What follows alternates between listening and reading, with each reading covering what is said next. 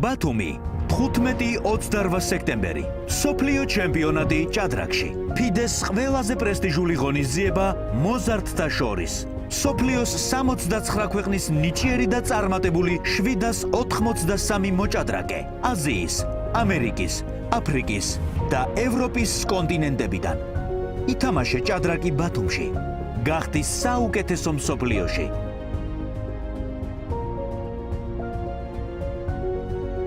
ხარული ვარ რომ წელს ბათუმი მასპინძლობს ჭადრაკის მსოფლიო ჩემპიონატს მოზარდთა შორის მინდა მივესალმო თითოეულ მონაწილეს და წარმატებები უსურვო.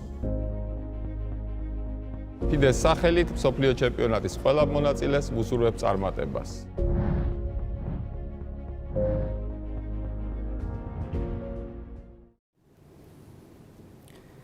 Hello, dear chess friends. Welcome to Batumi. We have round number 8 today from the World Youth Championship under 8, 10 and 12 open and the girls section. We have more than 750 players here from 69 different countries. I'm Grandmaster Valeri Gaprindashvili and we will start broadcasting now. I will start with the girls section under 12. Here we have the following rankings. So on the first board we have Ismailova playing against Mgiladze. Mgiladze is the only player who is leading the tournament with 6.5 points out of 7. And Ismailova is the only player who has 6 points out of 7. So we can say that this game will be extra decisive for them. Let's see how they will fight. Then we have two pairs with 5.5 points. So on the board number 2 we have Kali Ahmed playing against Yusefian. As I told you, they are having 5.5 points out of 7.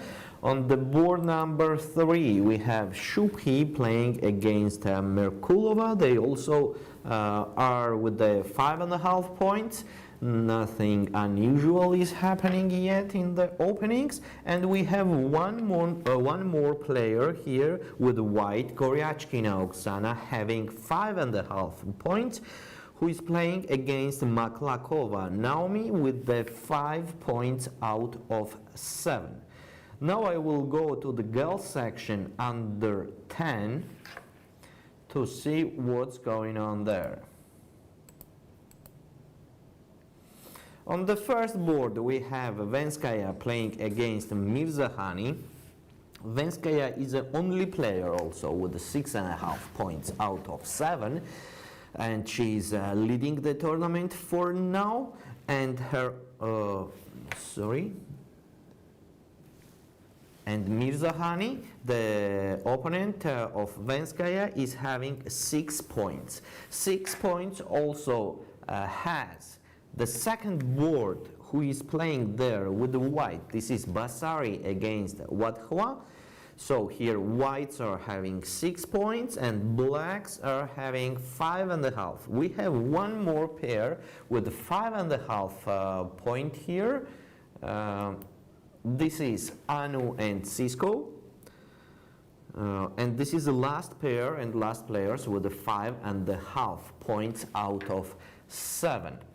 Now we go to the girls section under 8, where on the first board we have here Zatkovska with the white playing against Sivanandan Bodhana with black. I will announce you the points now that they have.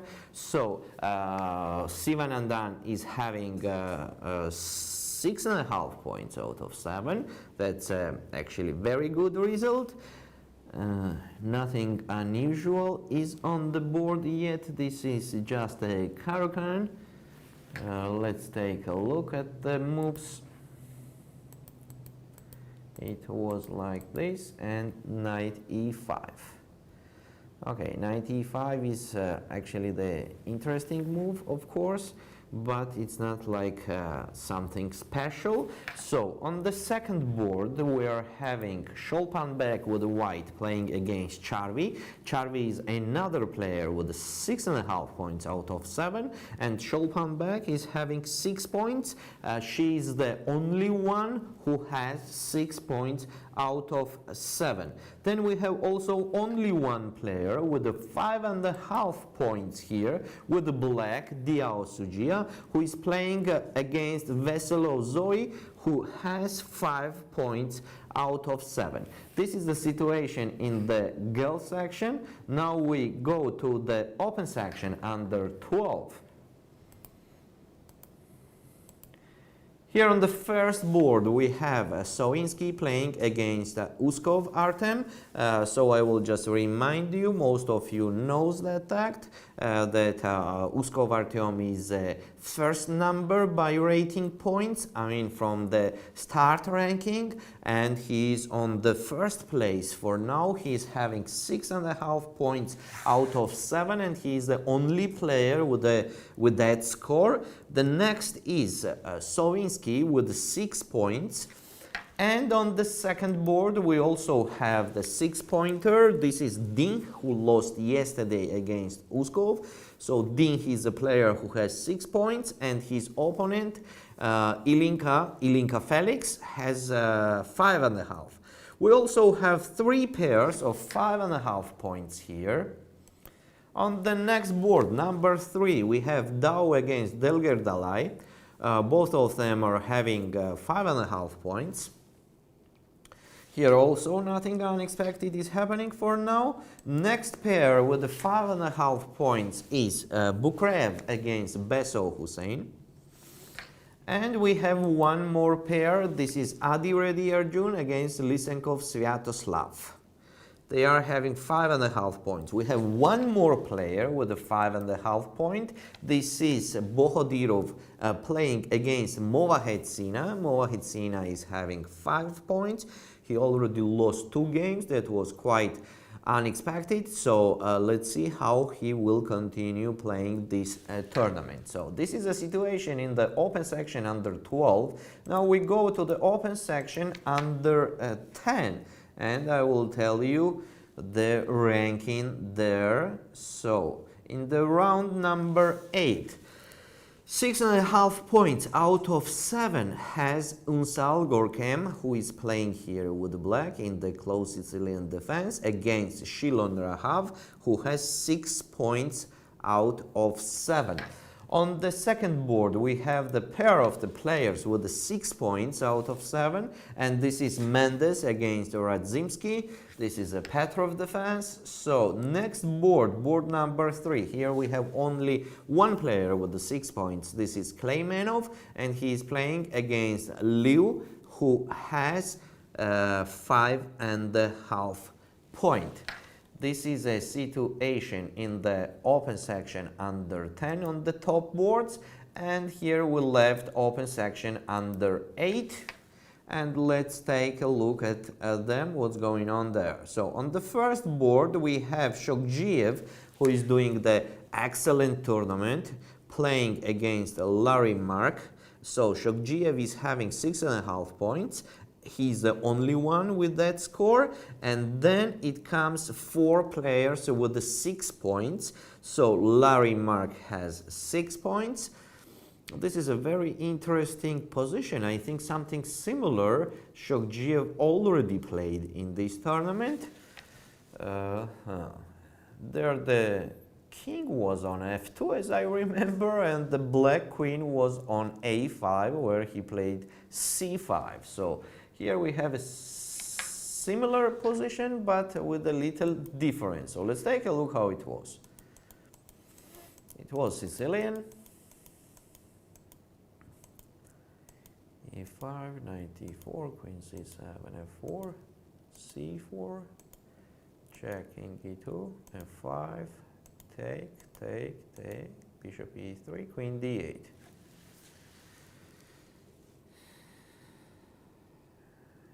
Interesting position. Very interesting position. Okay, I will not stop too much. I will go ahead. On the second board here we have Banerjee playing against Anapuredi, who is doing also a great tournament. Both of them are having 6 points out of 7. And we have one more player with the 6 points out of 7 with the black colors here. Safin is having 6 points and he is playing against 5.5 pointer who is Shangin Lev with white. Yes, we have the Nimzovich system here with the queen c2 line, so nothing unusual is happening for now. We already announced the rankings, so now let's take a look at the games. I will try to find something unusual and extra interesting from the beginning. So I start with the open section under 12. Here is the same situation as it was 10 minutes ago, so it means that the blacks are thinking. Uskov is choosing what to play. So from the beginning it was c4, e5, knight c3, bishop b4 and e4. Okay, let him choose the structure that he wants to put. Next board we have Ilinka against D. Nothing much done on the board yet. Then Dao against Delger Dalai. It's interesting what happened in this game until this. It was a French defense with the knight c3 line and taking with the pawn. Yes, it's possible. And a6. This is a position. It has to be slightly better for white, but nothing special and not a big trouble for black. Next we have Bukrev against Beso with a, let's see what opening it was. They played it quickly. So Queen's Indian, which goes to the Queen's Gambit with the bishop f4 line. Okay. Yes, has to be slightly better for white, but again nothing so special. Next we have Adiredi against Lysenkov. Let's take a look how it was earlier. e4, e5, Spanish, and taking on e5. Okay. That will be the interesting game. And the last board to review, here we have Bohodirov against Movahed with the King's Indian on the board. It will be a long game. I can see it from the beginning. Girls section under 12, where we have Ismailova against Mgeladze with a very decisive game in the tournament. Yes, it's just a beginning without any unexpected things. Then Kali Ahmed against Yusefian with the Queen's Indian. Shubhi against Merkulova. Also nothing special happening. And Goryachkina against Maklakova. The same type of position. Open section under 10. Here is the same situation as it was 10 minutes ago. Unsal is thinking what to do. Next we have Mendes against Radzimski. Next we have Kleimenov. Oh, here some interesting things are happening. Let's take a look how it was from the beginning. So Sicilian was the bishop b5 line, knight g6. It's a little bit early, h4 and h5, a little bit strange decision, that knight g6 and h5, f6, queen e2. Okay, let's see how they will continue. Next we have Golis against Liu Patrick, the typical thing on the board. Girls section under 10. Venskaya against Mirzakhani. Equal position. Then we have Basari.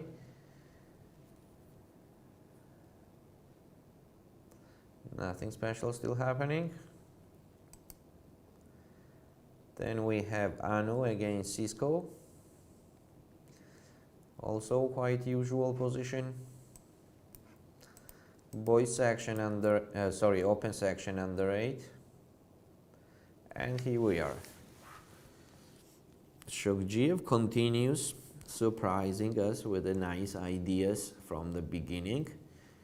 See the queen on d6, so how was the last moves? Let's take a look. After this, it was bishop e3, queen d8, knight d6 check, and queen takes d6. Bishop b7 was done in the game. This is a position.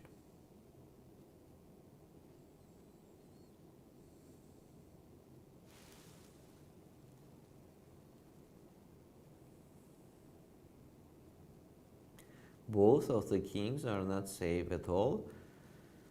The advantage that I see for white is that they are having the pair of the bishops and the better pawn structure. Let's see how they will continue. Next board we have Banerjee against Anapuredi with a very famous position on the board. Next we have Shangin against Safin. Also quite famous position from the Nimzovich system. And girls under 8. Here we have Zatkovska against Sivanandan.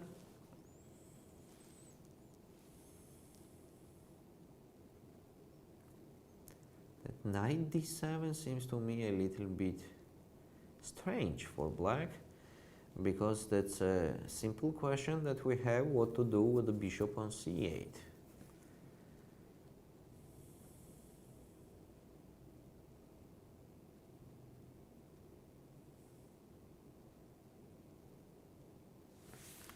Let's see. Next board we have Scholpenbeck against Charvi. Again, we are having the same system that we had yesterday, and we were saying that that was a lovely system for Robert James Fisher. He loved to play this with the white, and he has a lot of beautiful games on that system with white. Let's see how Scholpenbeck will do again that structure that she is having with white, how she will attack the black's king, as this is the main idea for white to attack the black's king in this opening. Next board we have Veselo against Diao Sujia with a very well-known position. Now we go back to the open section under 12. So after e4, Uskov decided to play knight c6, and on knight f3, d6. Nothing special happening. On the second board we have only 3 moves done. Next we have Tau against Delgardalai, Bukrev against Beso, Adiredi against Lysenkov,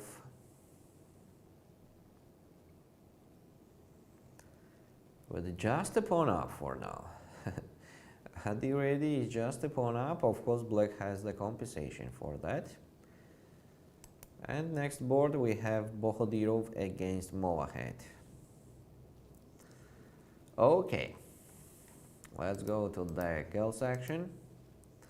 Here we have, as I told you, very decisive game. So Geladze decided after d3 to capture on e2.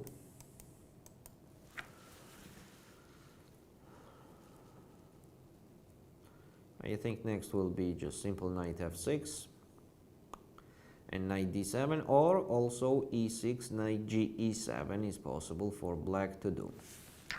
Let's see how she will continue there.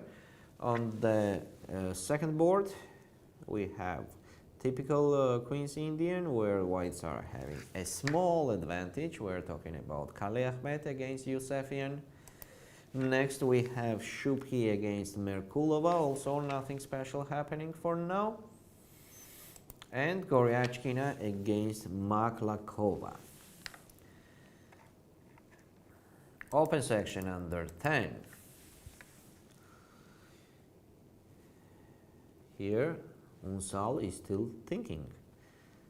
I hope I have the correct position on the board now, and there is no technical issues, and Unsal is just thinking what to play and which way to go. Next board we have Mendes against Razimski.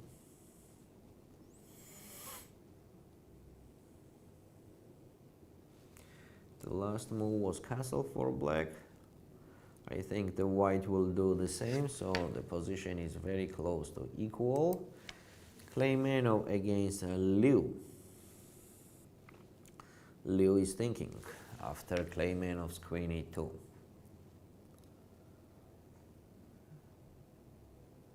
I mean, Liu's Zachary, because we have also Liu on the next board. This is Liu Patrick.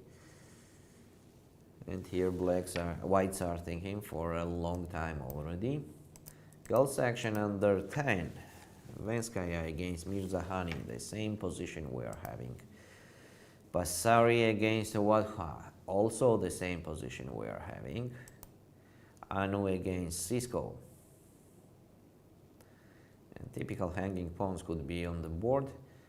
It's almost equal position. Everything depends how they will continue later, how they will fight, and who will be better. Open section under 8. After bishop b7, Shogiev start thinking. So we have the same position. Banerjee against Anapuredi, the typical isolated position. And Shangin against Safin. Also nothing special was happening since we did not review this game. Girls under 8. Sivanandan decided to develop the f8 bishop from g6. I think in this case this is the best decision. So let's see, maybe white gonna be slightly better, but nothing special. Next board, Cholpanbek against Charvi. At the same position. Veselo against Diao. Still nothing special is happening. So we have quite smooth openings without any unexpected things. Everything goes smoothly and quiet. That's already 40 minutes past that the game is in progress. So let's take one more look actually, and if nothing special is happening, then we can do the short break, but until that, let's take a look. So on the first board, open section under 12. It's actually, we can say we have what we have. It's just an equal position. Second board, Ilinka against Ding. Also, usual position. Then we have Dao against Delgardalai. The same. Bukrev against Beso, the same. And Adi Reddy against Lysenko, the same. Movahetsina, also the same position. Girls section under 12 on the first board. Ismailova against Geladze. Yes, Geladze decided to play e6 and develop the knight from e7. That's possible, of course. That will be very tough game, I'll tell you in advance, as both of the players are playing actually very well and they have a strong will to be the best. Here we have Kali Ahmed against Yusefian. Kali Ahmed start thinking after queen e8, so we have the same position. Next is Shubhi Gupta against Merkulova Victoria with the same position as a couple minutes ago. And Goryachkina against Maklakova, also the same position. Open section under 10. Unsal decided to go to this structure, so after knight d4 and knight f3, you know that he was thinking quite much. And finally he decided to play g6 and develop the bishop from g7. Yes, nothing unusual is in this. Here whites are thinking after castle. Next board, Kleimanov against Liuzachari. After queen e2, blacks decided to do queen c7, knight c4, and queen e4. This is a position.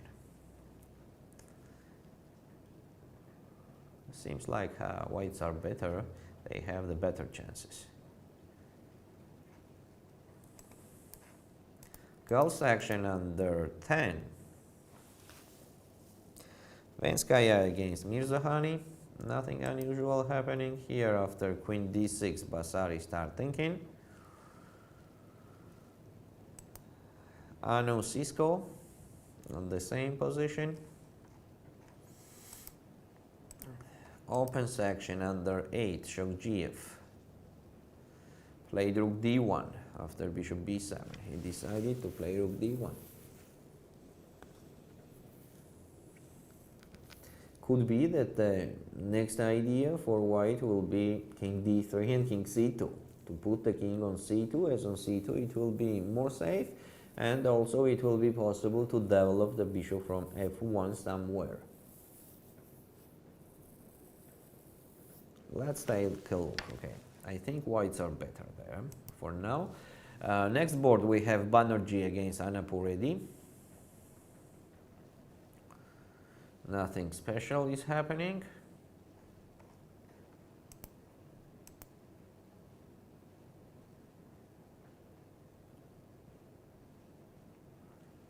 Let's see how they will continue later.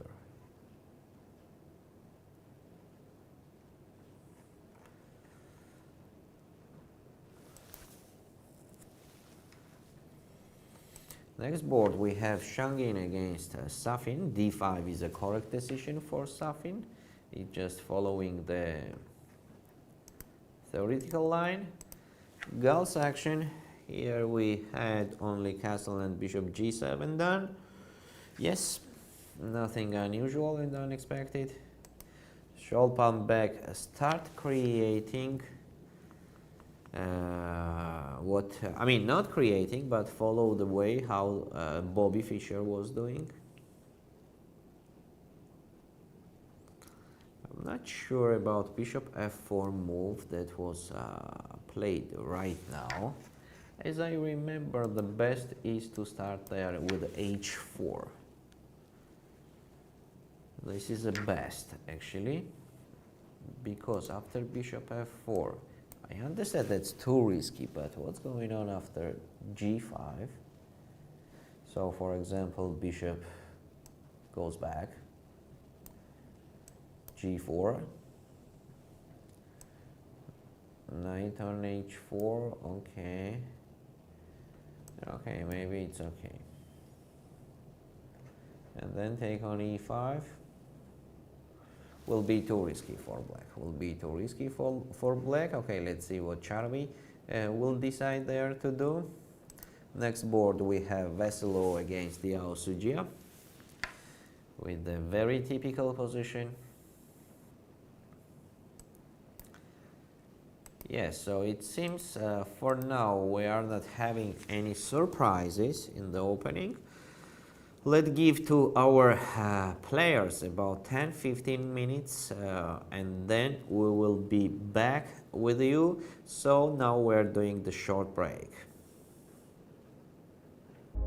ბათუმი 15-28 სექტემბერი სოფლიო ჩემპიონატი ჭადრაკში FIDE-ს ყველაზე პრესტიჟული ღონისძიება მოზარდთა შორის სოფლიოს 69 ქვეყნის ნიჭიერი და წარმატებული 783 მოჭადრაკე აზიის, ამერიკის, აფრიკის და ევროპის კონტინენტებიდან ითამაშე ჭადრაკი ბათუმში გახდი საუკეთესო მსოფლიოში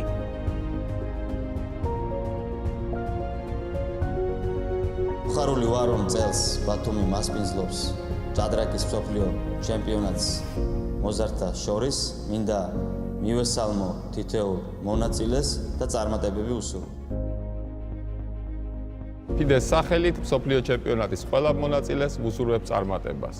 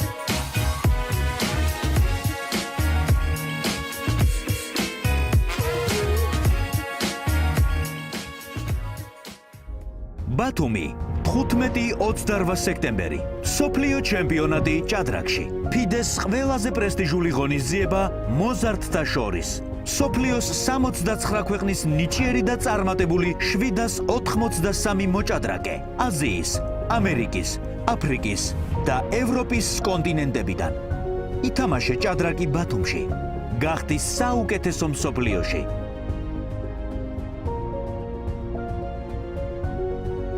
ხარული ვარ რომ წელს ბათუმი მასპინძლობს ჭადრაკის მსოფლიო ჩემპიონატს მოზარდთა შორის მინდა მივესალმო თითოეულ მონაწილეს და წარმატებები უსურვო. ფიდეს სახელით მსოფლიო ჩემპიონატის ყველა მონაწილეს ვუსურვებ წარმატებას.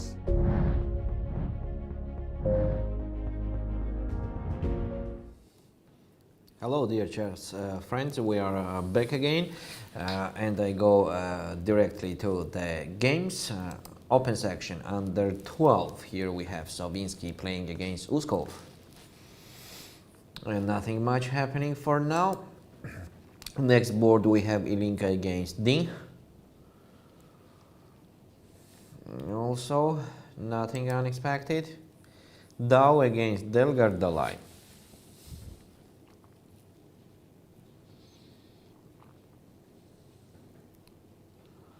Slightly better for white here. Then Bukev against Beso. It is white to move. Slightly better for white, but nothing special. Adi ready against Lysenkov.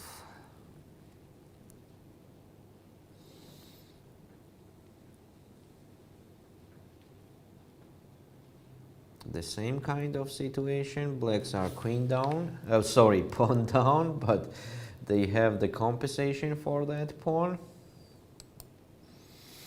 And Pohodirov against Movahetsina.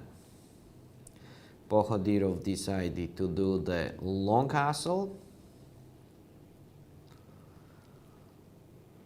Okay, it's kind of equal position. Nothing special happening here also. Girls section under 12. Oh, here some trades happened, so let's take a look after this. It was e6, bishop e3, knight e7, queen d2. I'm not sure about this decision that Ismailova did, trading the dark square bishops. Okay, from one side that dark square bishop on g7 is like looking wall, but from another side, after trading those bishops, the dark squares, mostly the d4 square, is kind of a weakness for white. The blacks are having the easy life.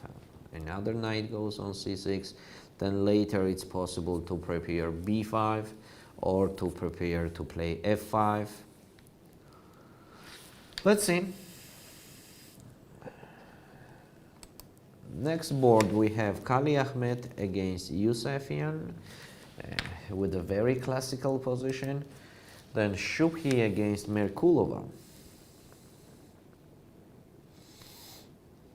That queen d2, bishop e3 is kind of unnecessary. It's kind of unnecessary, or then you have to play bishop h6, h4. But with the king in the center, also on the if you do the long castle with the white, then a4 is just the extra move, which will be the weakness and the object to attack. So mostly here, not queen stays on d2, the knight stays on d2, and then knight c4. This is what's mostly happening. So queen d2, I don't think is the luckiest position for the queen. Next board we have Goryachkina against Maklakova.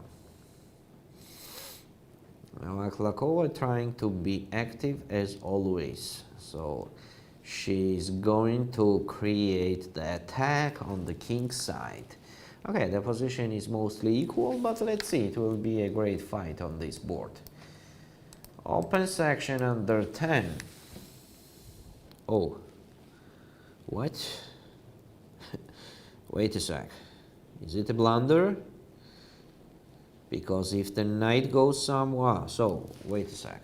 It is, I don't understand. Whites are piece down for now. And okay, they are getting back that piece. It's interesting. Let's take a look. After knight d4, bishop g7, take, queen f3. Knight f6, and white decided to play e5, take and take. Okay, black can do just a castle. Castle, for example, take on f6 and take on f6. Bishop h6 and long castle. Nice idea. Then bishop h6, and after bishop h6, white will do the long castle, and there is the attack ready on the king side, connected to h4, h5. That makes sense. That makes sense. So here black has to be a little bit careful then. But they already did castle. In the game they did castle. So yes, it will be taking on f6 and then bishop h6. Shilon is having kind of initiative on the key. Yes, that happened in the game. Take. Let's see if Shilon will play bishop h6 also quickly.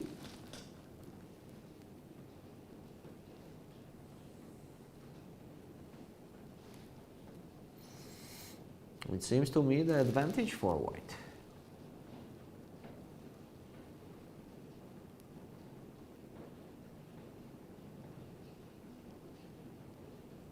Bishop h6 and long castle.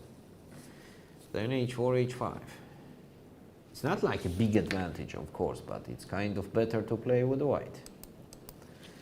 Next board we have Mendes against Radzimski. And the last move was bishop e4. Here, white didn't capture on c4 and they decided to play bishop e4. Well, that makes sense. Just in case they want also to take on c6. Why not? Queen c2 is also possible somewhere. Yes, I don't think that the black will hold that position, that pawn on c4. It will be very difficult to hold that pawn, but okay, at least it is quite interesting move, bishop e4. Let's see how it continues. Next game, wow. What's going on here?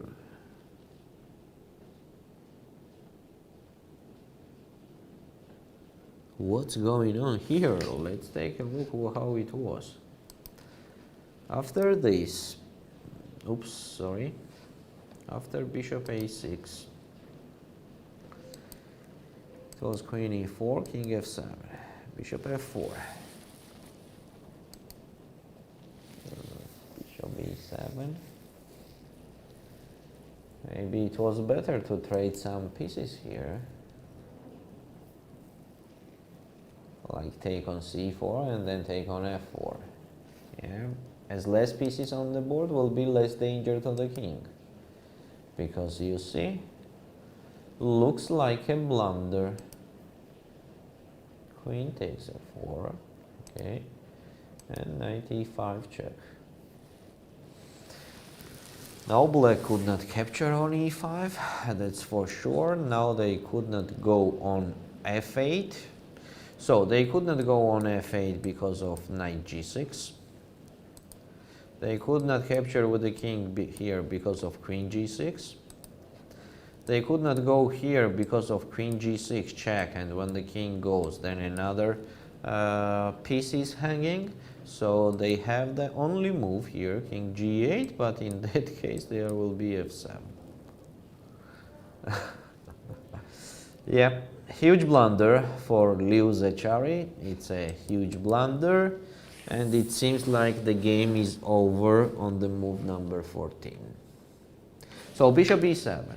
Of course, bishop e7 was not the best move here. It was not a time for bishop e7 for sure.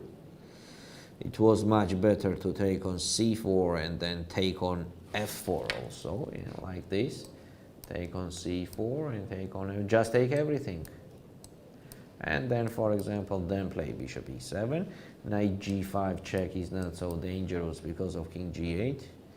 And okay, it's slightly worse for black, but it's not definitely losing. It's not definitely losing. What we could not say in this position? No. Position is just losing. It's like it's time to resign.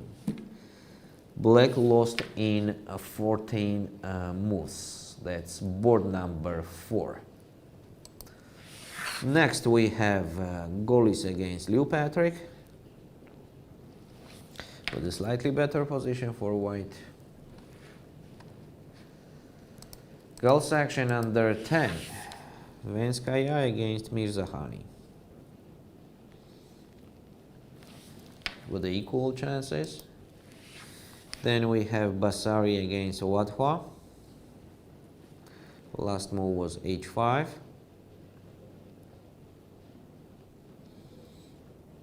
That's very nice. Whites are creating some attack over the king. Let's see. I think white has a big initiative. Next board we have Anu against Cisco. It is black to move, so the position has to be close to the equal.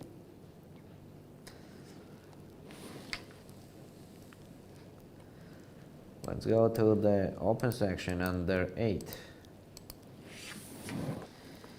Here we have Shogiev against Larry Mark. And Shogiev is having the advantage. Let's see how it was before. After this. Yes, we saw this position that Shogiev played rook d1, and next it was rook c8 g4. Wow. Shogiev loves to be active. Okay, just bishop g2. Trade the active piece that the opponent has and don't go to the endgame, as he thinks that the white's king is more safe than the black's king.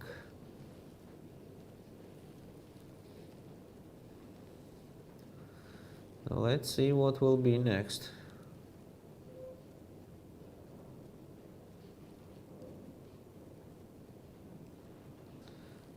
I hope he is not blundering the queen a6 move. That both of the pawns are hanging in this case.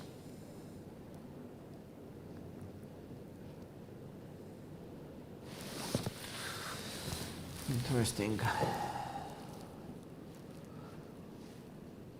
It will be quite sad thing if it is a blunder.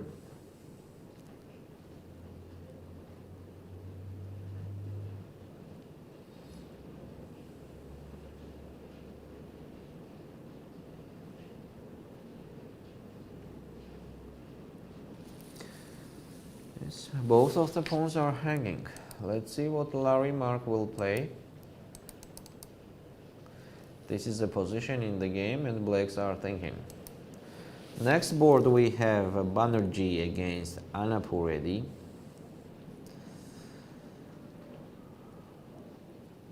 With almost equal position with the classical isolated pawn on the board. Shangin against Safin.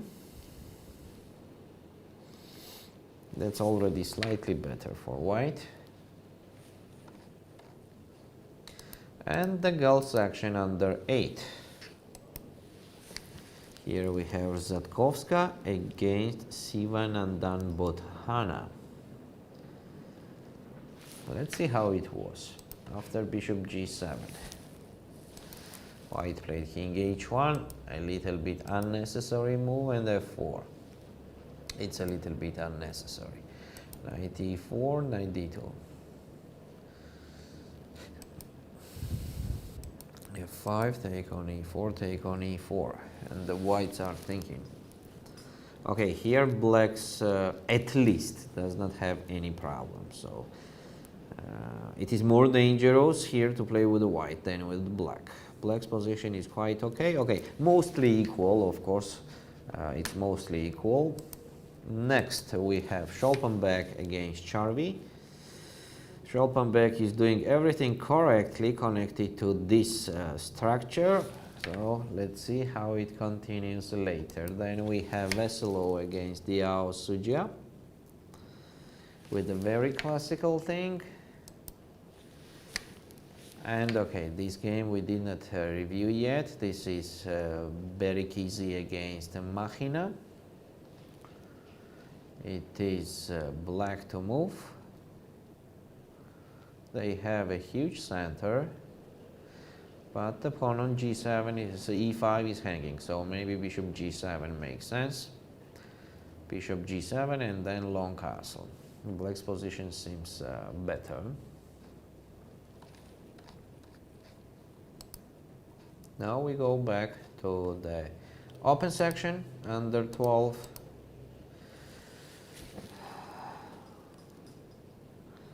Here both of the opponents are playing with a high attention. This is move number 6 after 1 hour and 15 minutes playing. They have move number 6 on the board. Last move was from Uskov. He played short castle and whites are thinking. Next we have Ilinka here against D.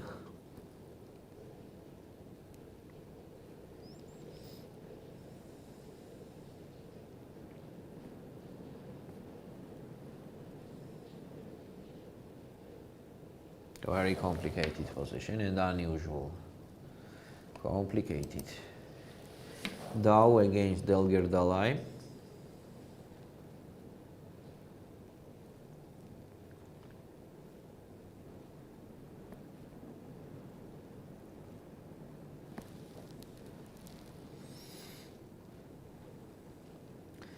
Whites decided to sacrifice that pawn on d4 and they are having the initiative for that. Of course they have, but it's just a compensation and not more compensation than the pawn. They had the compensation for the pawn.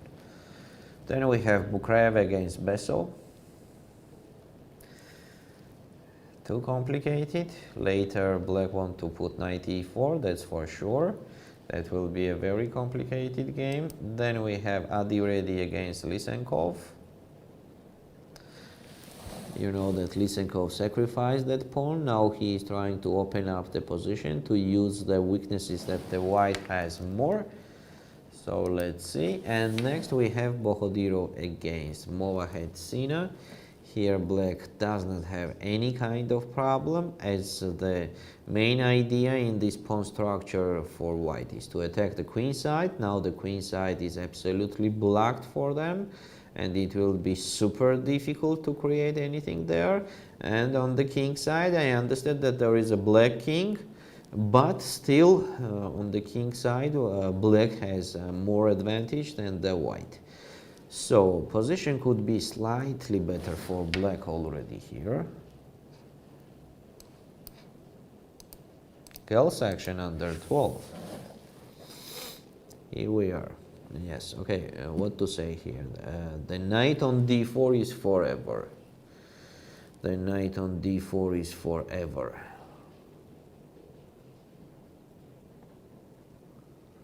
So that knight on d4 already means that the position is at least equal, because his opponent, bishop on g2, is very difficult to do anything special with that bishop ever in this game. If there will be the dark square bishop, then okay, but it is a light square bishop. The only thing that compensates that fact is that the whites are having the space on the queen side. That's very important thing for them. Let's see. Then we have Kali Ahmed against Yusefian with the absolutely same type of position that it was before. Here we have Shubhi against Merkulova. Yes, Merkulova is doing everything correctly, and Shubhi's pieces are not on the best squares that I already mentioned.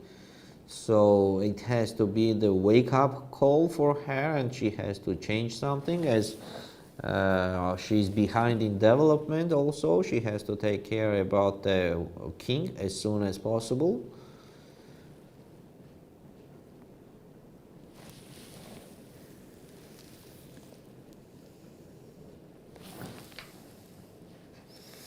Next board here we have Goryachkina against Maklakova, where Goryachkina played g3.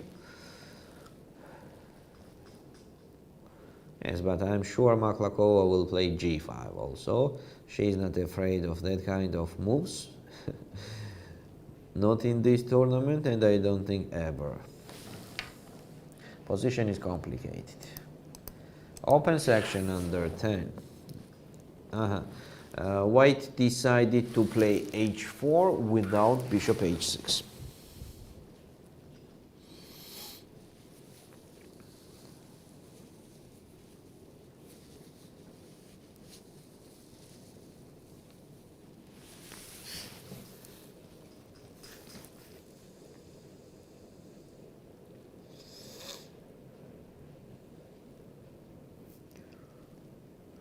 Let's see. Unsal has some troubles to solve. Let's see if he will solve it. Next we have Mendes against Radzimski.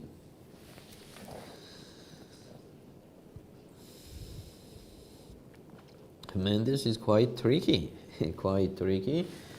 So after bishop e4, let's take a look what was there happening. Bishop g4. I don't think bishop g4 is the best at all, because okay, this is what the white wants. This is what the white wanted, starting with bishop e4, and now they are doing it with the tempo. Yes, yeah, some blunders also. Knight a5, and the blacks are in a big trouble, in a very big trouble. Rook c1, knight takes c4 is also coming. The pawn structure for black is very bad. Yes, Mendes is having a very good chances here from the beginning. Next we have Kleimenov, which gained the queen, you know, in this position. After the blunder that Liu Zachary did, he just gained. Okay, know what to say.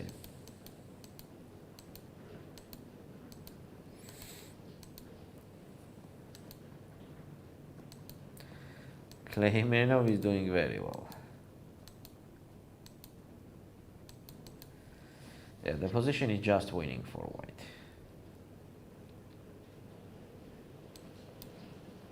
Girls section under 10. Here we have Venskaya against Mirzakhani. Venskaya is having the advantage here because of the space. Next we have Basari against Wadhwa. So last move was h6 and queen d2. Now h takes g6 and queen takes h6 is hanging, and from other side the pawn is on d5 also hanging.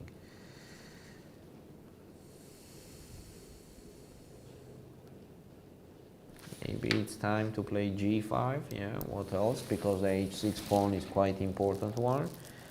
And when the white captures here, capture, knight takes d5. Yeah, somehow I don't want to be pawned down, but what to do? What to do? Take. Queen takes. Yeah, that will be just pawn down. Then what to play? Blacks are in trouble here.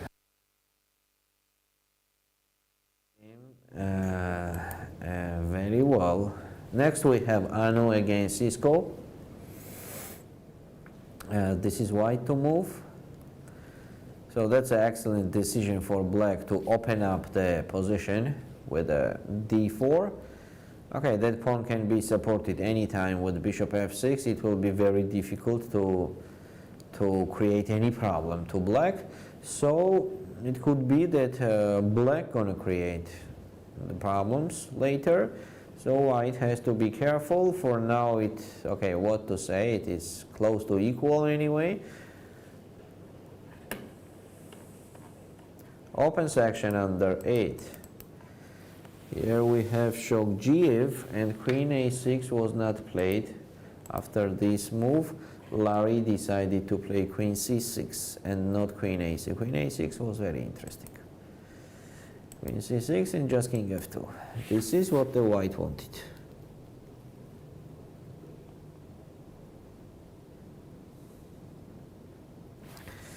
Let's see how they will continue. On the board number 2, we have Banerjee against Anapuredi. The piece gone for Banerjee. Where the piece gone? Let's take a look. Here we don't have a piece already, so... Oh, Blunder! Again Blunder. So on bishop c7 here, Banerjee played queen d2, and on f5 he just played king h1. Oh my god. No, come on. Dear Banerjee, opponent played f5. How do you think? What does he want?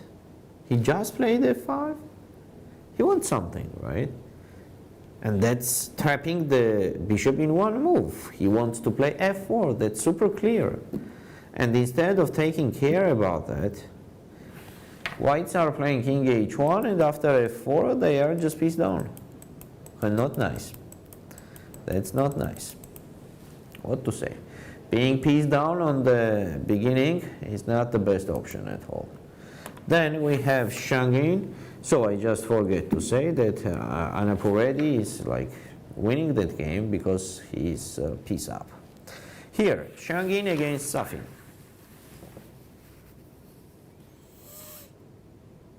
That's just an excellent position for white. They are pawn up and they have the huge pawn range in the center. That's just a big advantage. Just a big advantage for Shangin Lev. Let's go to the open section where we have Sovinsky against Uskov, and what's going on? Here we have still the move number 6. I don't believe that the whites are thinking so much on this position. Okay, unfortunately I don't have a chance and the power to double check it, so I have what I have, and I have move number 6 after 1.5 hour playing. Next we have Ilinka against Ding. Queen a5 was the last move. Of course, queen a5, and he will try to push b5 later. That's an unclear position. Then we have Dao against Delgerdalai. Delgerdalai decided to support that pawn, and he did quite correct. Of course, e5. Of course, e5.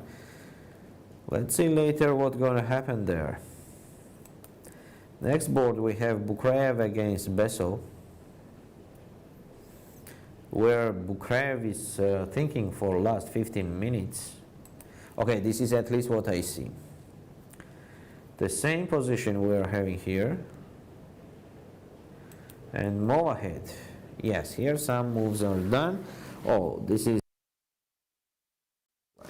without the dark square bishop on the board. If the blacks are trading the dark square bishop and they have no more bad piece on the board, of course the pawn structure is excellent now for black. The white's light square bishop is not so active and will not be ever. Yeah, that's a fact. So black can start their plan on the king side, connected to, for example, putting the king on e7, then push g5, put the major pieces on g file and h file, and trying to push g4. Of course, it looks complicated, but from other side, what to suggest for white? They don't have any fruitful and effective plan. They just have to stay. So that's not the best option for white from the opening at all. Let's go to the girl section under 12. On the first board, after b4, Geladze is thinking. On Kali Ahmed's position, we have the same thing. Next, Shukhi against Merkulova.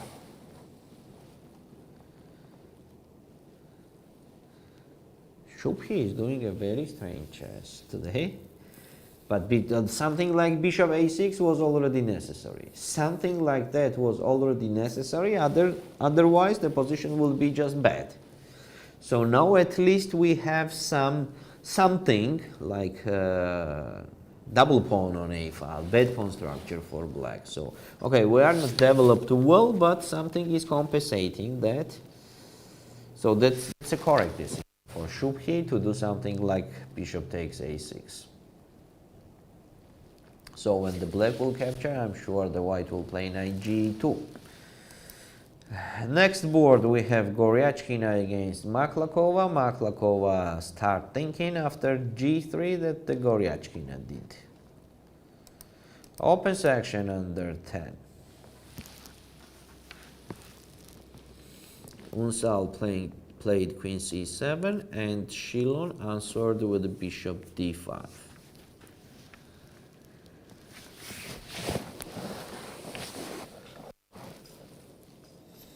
Okay, what to say? I like bishop h6 instead of h4. I mean, first bishop h6 in this position. First bishop h6 and then h4. Because after h4 and what happened in the game, black has some options. Connected even to h5. That's also possible. Also, after bishop h6, the rook, instead of going on e8, it can go on more fruitful place. This is d8. Okay, let's see. Next board we have Mendes. And Radzimski woke up and he played c6. But, sorry, it is black to move. It is black to move. c6 was one move ago.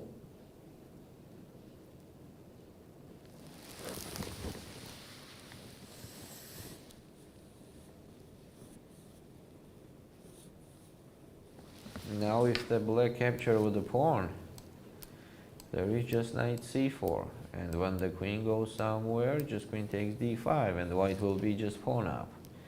So if the black does not want that, then they have to capture on d5 with the queen. But it could be a little bit risky for black.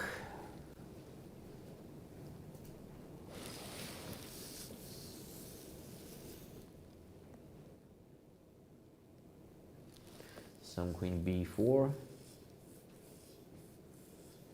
And it's better position for white. But of course Radzimski has a chances to survive, that's for sure. Then Kleimenov again with the queen up.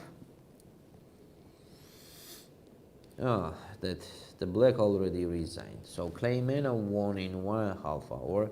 That was a huge and pity blunder from Liu. Of course, we have to be with more attention on such a decisive rounds and such a top boards.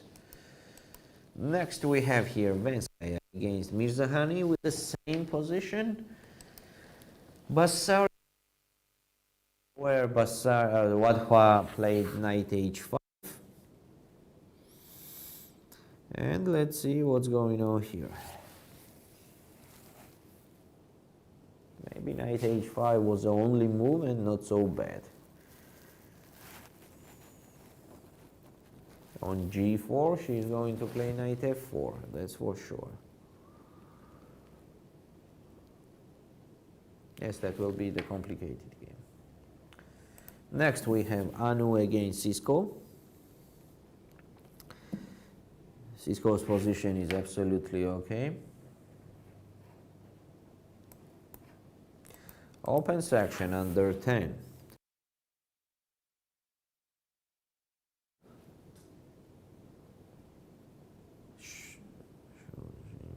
So there are no moves played since we didn't review this game. The same position we're having here.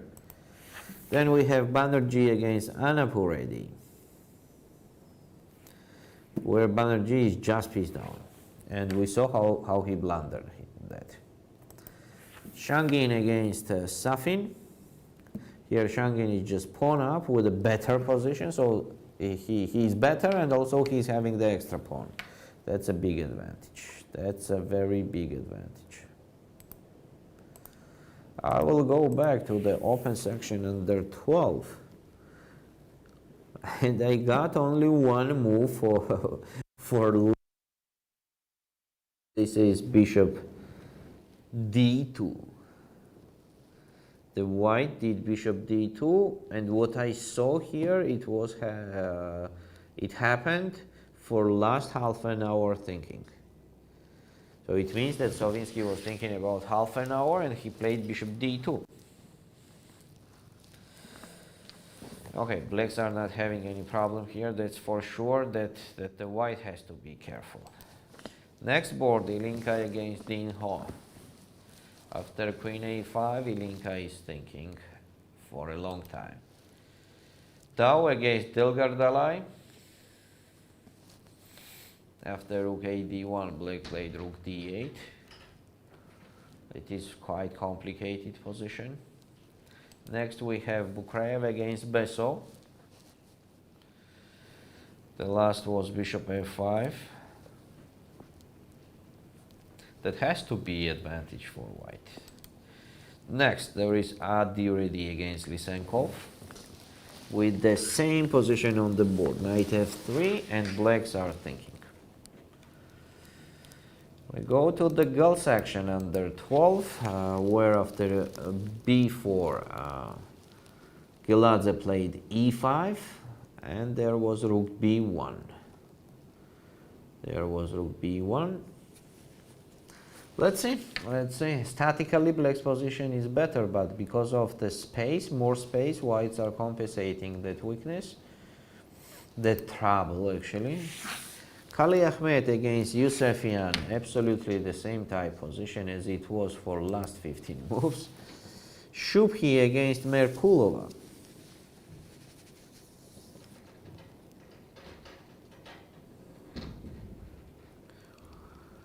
Yes, Shubhi started acting. And she woke up.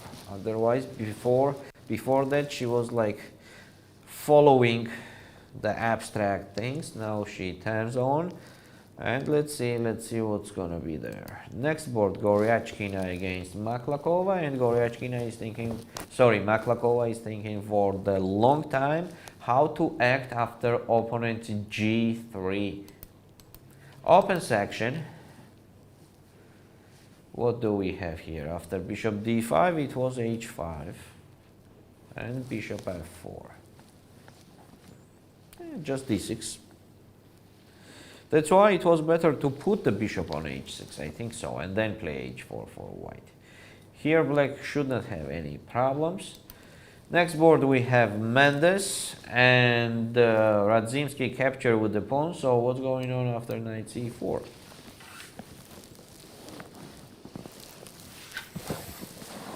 Maybe queen f6.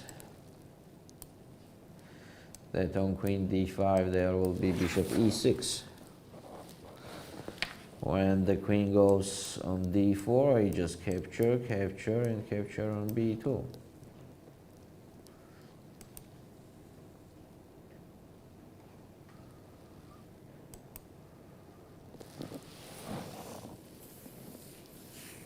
But anyway, I have to play knight c4, that's for sure.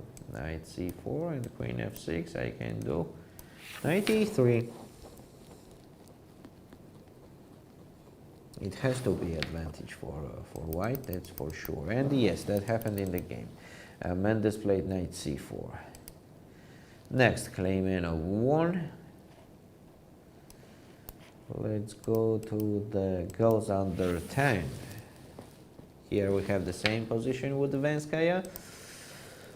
And g4, Vasari decided to play g4, so black has to play definitely knight f4, there is nothing to think. And what is Vasari going to, what she prepared on knight f4, it is very interesting.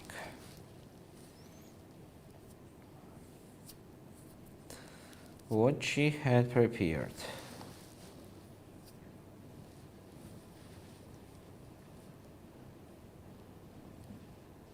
I don't see anything special for white. Next board there is Anu against Cisco. Absolutely the same position. Open section under 8.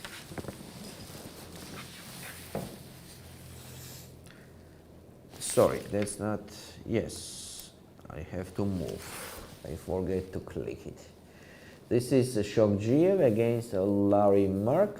Larry played queen e4. The last move.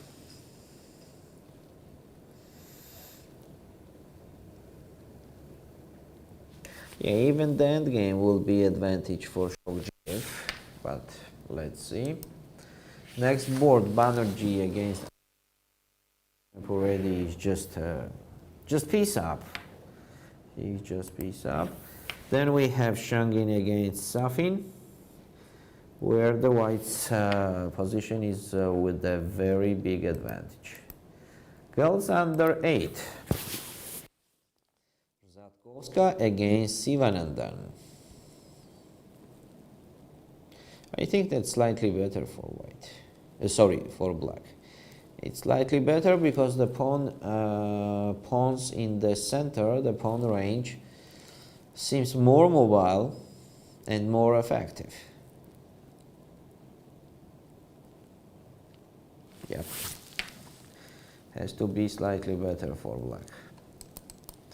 Next board, Sholpanbek against Charvi. Absolutely the same type of position. Then we have Veselo against Diao. A very classical thing. Slightly better for white here, we can say like that. Actually, that was the last game to review. So I'd like to do the short break again and see you back soon. ბათუმი 15-28 სექტემბერი სოფლიო ჩემპიონატი ჭადრაკში ფიდეს ყველაზე პრესტიჟული ღონისძიება მოზარდთა შორის სოფლიოს 69 ქვეყნის ნიჭიერი და წარმატებული 783 მოჭადრაკე აზიის, ამერიკის, აფრიკის და ევროპის კონტინენტებიდან ითამაშე ჭადრაკი ბათუმში გახდი საუკეთესო მსოფლიოში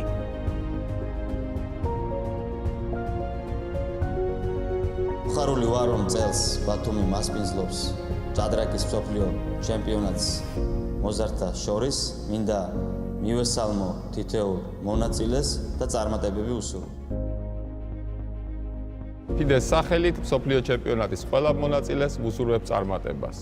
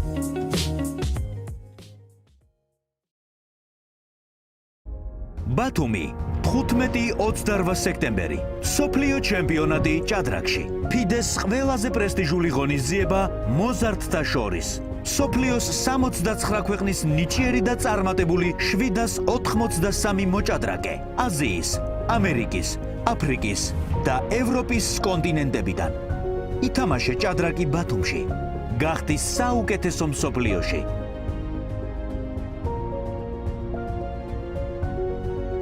ხარული ვარ რომ წელს ბათუმი მასპინძლობს ჭადრაკის მსოფლიო ჩემპიონატს მოზარდთა შორის მინდა მივესალმო თითოეულ მონაწილეს და წარმატებები უსურვო.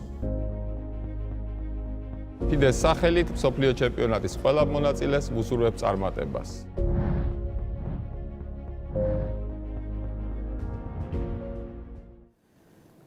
Hello dear chess friends, we are back from Batumi from the World Youth Championship under 8, 10 and 12 open and the girls section. We have today the round number 8 and now I go to the open section under 12. Here we have Savinsky with the white playing against Uskov.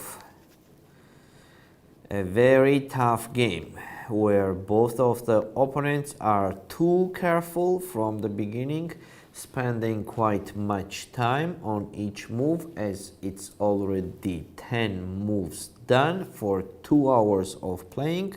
Okay, actually 1 hour 45 minutes of playing, as you know that we broadcast with a delay 15 minutes, so it's like this position after 1 hour and 45 minutes playing. The position is okay, close to equal. Next board we have Ilinka against Ding. What an unusual queen on g7. The last move was rook f8, so take a look how it was. Let's take a look. After queen a5, white played quite much. They white thought quite much, and they played f4. Later it was knight g4, queen g7, and rook f8. What the white are going to do next? So maybe knight h3 is also possible, or rook d2. I like rook d2 more. Yes, rook d2 is quite okay. That will be a very complicated game. Next board we have Dao against Delger Dalai, where the pawn, that extra pawn that Mr. Dao sacrificed on d4, now that pawn is already on d3 and nothing can touch it. As on knight takes d3, it will be simple e4. Seems like black's position is very good here. Next we have Burkev against Besov Hussein. Last move was g4.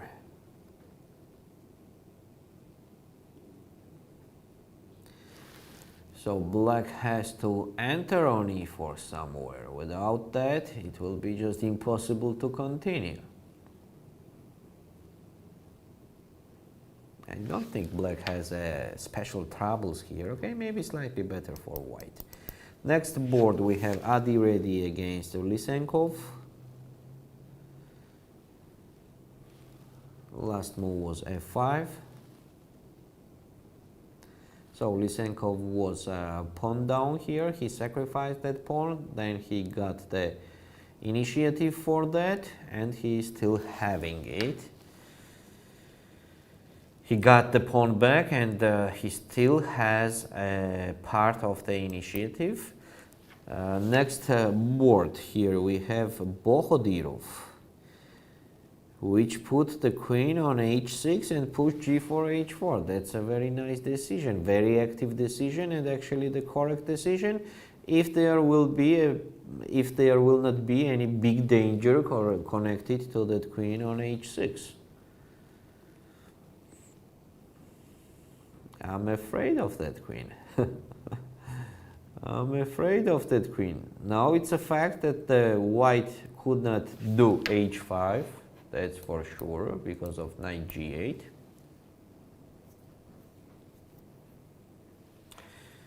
They could not play g5 because of the same knight g8.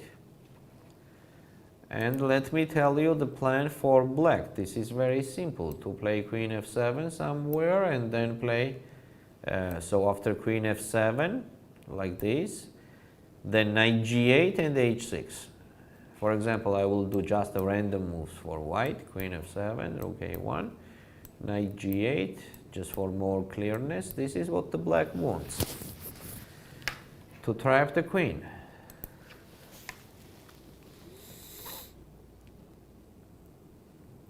Okay, that's a fact that, for example, I will do the random move again. Rook a b1, queen f7. Here they can do queen g5, and next they can do h5. Yes, that's correct. So let's take a look, let's go deeper. What can black do to trap that queen? Actually, white can do queen g5 here immediately, and then later to play h5. But then the black will just capture on h5. Yeah, black's position is still better. It's still better. Don't go too ahead. Let's see what they're gonna do there. Girls section under 12. Here we have Ismailova against Mgeladze. So as I told you, Ismailova is having space on the queen side, which compensates the very strong knight on d4.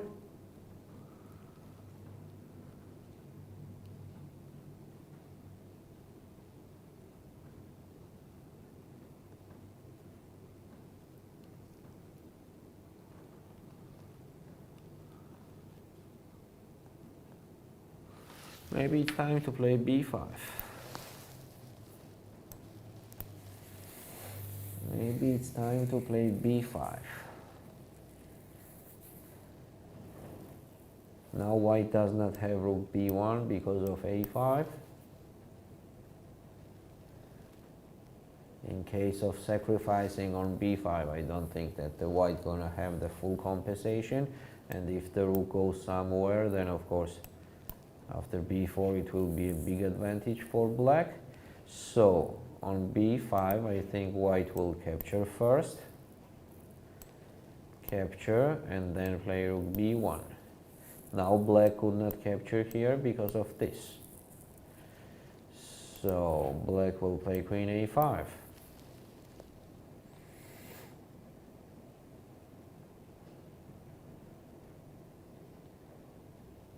But after queen b2 it's still in the pin. Yeah, maybe b5 does not work, that's why. So let's take one more look. Take, and rook fb1, this position. Yeah, seems like whites are gaining the material here. So that's why b5 is not the best. Black also have a very interesting idea connected to knight e6, knight c5, putting the knight on c5 to use another dark square. That's also possible. Yeah, for example, let's play knight e6 now.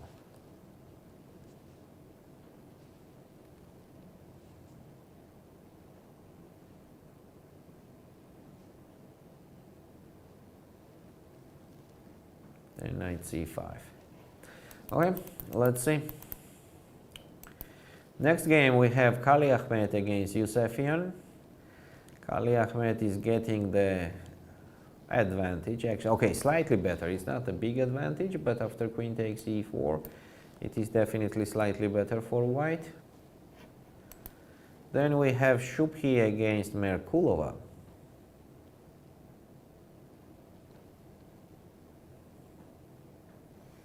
It's close to equal. Koryachkina against Maklakova. Let's take a look what was after g3.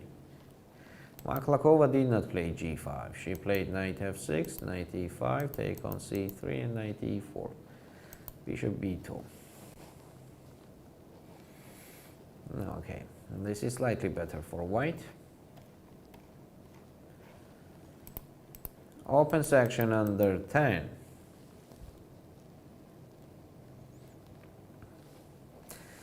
This is what I was talking about when I was suggesting to play bishop h6 first and then h4 for white. There was the straight attack, and now it's not the attack. It's not the attack there. But okay, it is very difficult for black also to create the attack. So the position is with the equal chances, so quite complicated game will be there. This is what Mr. Mendes has after some complications that happened. Let's take a look. Take on c4, queen f6. This is what we were saying also. Knight e3 and bishop e6. Queen d4, rook c1. Rook d8, rook c7. This is definitely the advantage for white. They have the stronger knight and the bishop. The pawn is blocked. Endgame is also with advantage, so everywhere it's kind of advantage for white. And what is the worst thing for black? It is that the best dream is to do the draw. There is no more even the dreams here. There is no chance to win. Okay, I'm not saying about the huge blunders and so on. Without the blunders, here is just no chance to win for black. The position is like somehow they have to protect it and to survive in the end. Next, we have Claymeno that won this game that we know. Girls section under 10. First board, Venskaya. Venskaya having the advantage. Vasari. What was here? Yeah, very interesting. After knight h5, what happened there? g4, knight f4, and knight e2. Rook b8, take on f4, take on f4. It seems to me quite okay for black. It seems to me quite okay. Yeah, with the equal chances, what to say.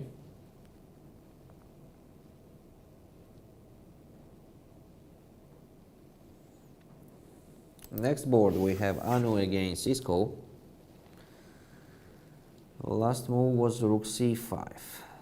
How the bishop went to b5 and why? Let's take a look.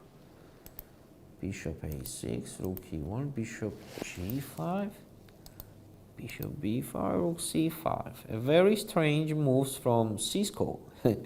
Very strange moves. She is just jumping with the bishops on the same time when the whites are improving the rooks. It was better to improve the black rooks also. Open section under 8. Let's take a look at Mr. Shokjiev here with the white.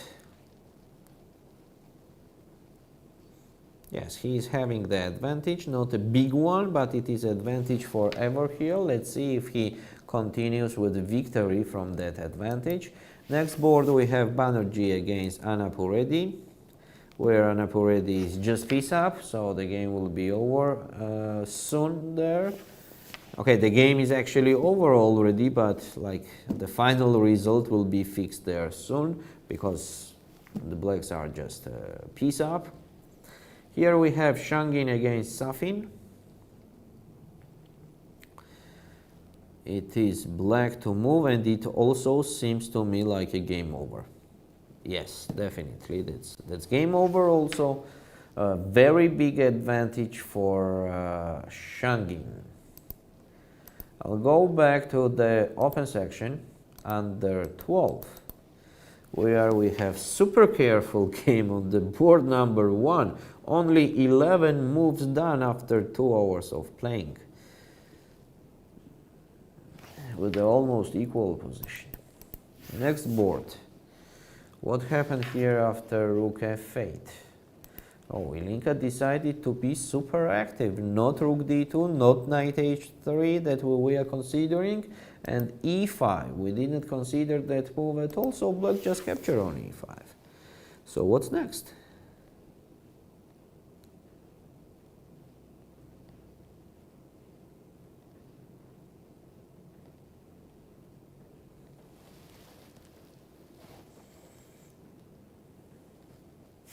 Very complicated. Let's see. Then we have Dow against Delgerdalai. Queen e3 was the last move.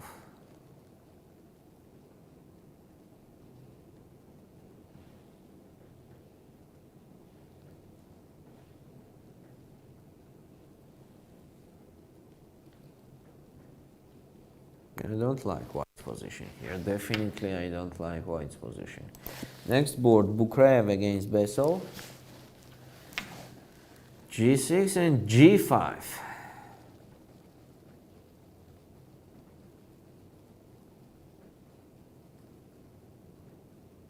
Very strange position. So knight e4, finally. Knight e4 has to be done. Or first maybe bishop takes e5.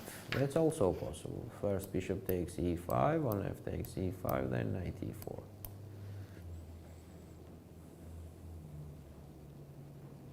That makes sense. Okay, let's take a look what they actually gonna do there. Then we have Adiredi against Lysenkov. Lysenkov played the amazing rook a d8 last move. Bravo. Bravo. So the last move before that, it was f5, attacking the knight. Lysenkov ignored it and played rook d8. He continues playing on initiative and he is doing quite well. He's like on fire. Let's see. Here, after queen e7 in Movahetsina's game against Bokhodirov, it was bishop e2, rook a8. Was it necessary? Rook h2, rook f7, rook h1, and Movahed is thinking here.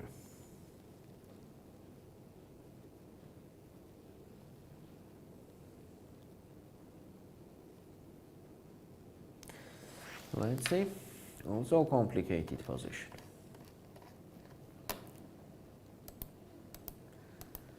Girls under 12, b5. Oh, anyway, b5. That's interesting. We are considering that move and we decide that it's not the best for black. So, what's going on if I capture here? Okay, it seems like the black has to capture. And rook b1. How to support that pawn? What is that Geladze calculate? That's interesting. How to support that pawn?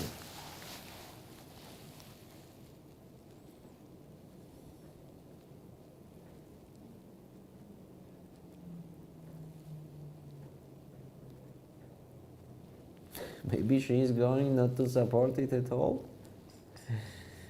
Is that crazy idea working? Let's take a look. Take on a4, take on b8, sacrificing the queen for the rook. How could it be? It could not be. Queen a5.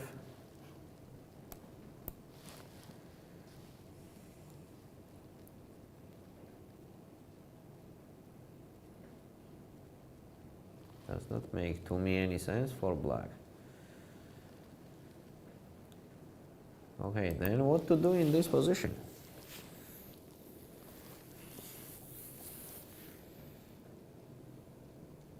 So queen a5, okay, it seems most logical. Queen a5, queen b2, let's play rook b6. Rook b6 and rook b8, I wanted to do something like that.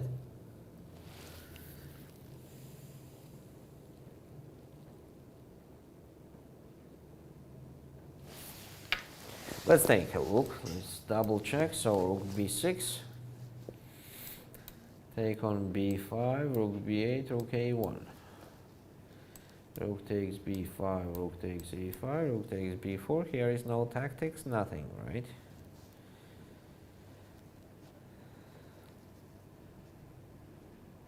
So for example, queen a2.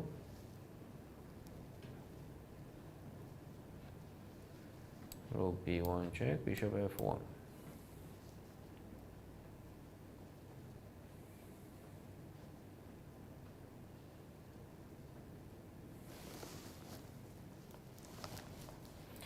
Nothing special here for black. So maybe not put the queen on a5.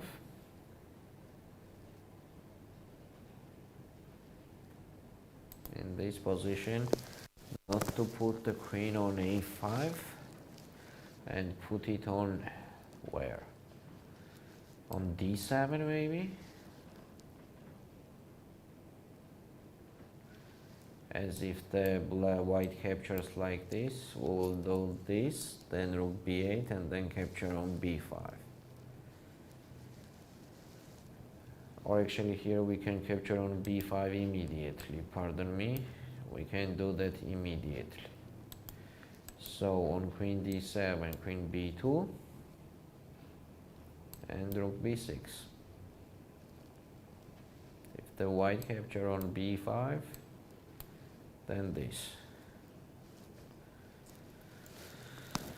And when I get back that b5 pawn, maybe I will have some advantage with black. Yes, okay, they have the moves in the game. Ismailova captured with the a pawn. She captured with the a pawn. To be sure that there will be no sacrificings of the queen or the rook, as the black could capture on a4 then later anytime.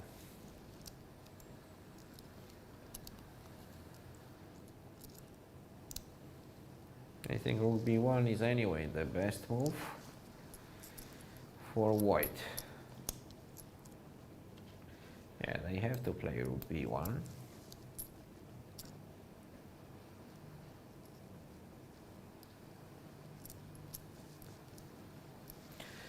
Okay, let's go to the next game. Here we have Kali Ahmed against Yusefian, where Kali Ahmed got some advantage already. Then we have Shubhi against Merkulova with a very interesting e5 on the board, the last move, e5.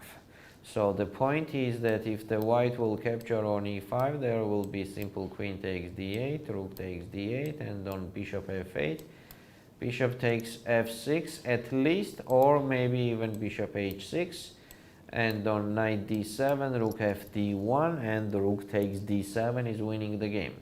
So it seems like a blunder, but how deep is that blunder? Let's take a look. So e5, Merkulova already blundered. That's a fact. So let's take a look. Knight is pinned.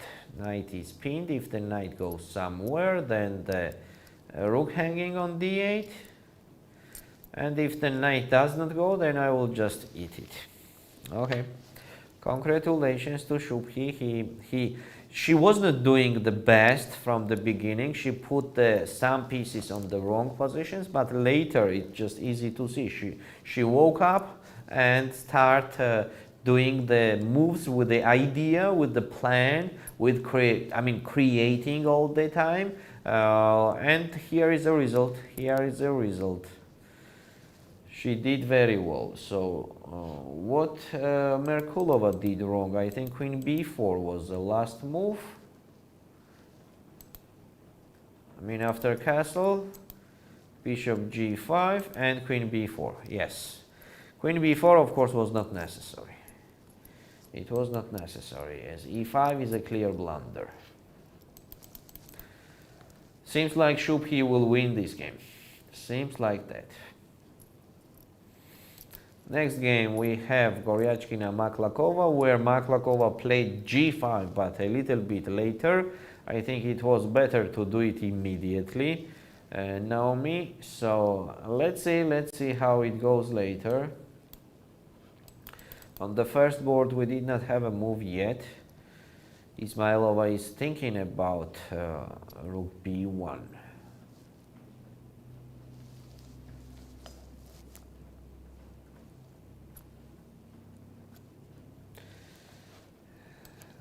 Some crazy idea came to my head again. Taking on c4. And while the white will capture on b8, c3. Oh my god, what is that? They will just capture on d8 also. Nothing is good happening here. Yes, actually that was a really crazy idea that nothing. Okay, anyway, as we are here, let's continue with that. Queen takes b8, rook takes b8, rook takes b8. So now white could not capture on c4 because of rook b1 check, bishop f1 and knight f3 check. So they could not capture.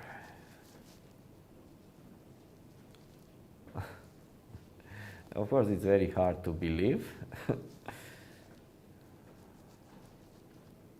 But c3, c2 is hanging. Oh my god. Am I in the dream? Or what is that? How to believe that the blacks are queen down and the white could not do anything against c3, c2? If it is a brilliant task, a brilliant puzzle here that we are having.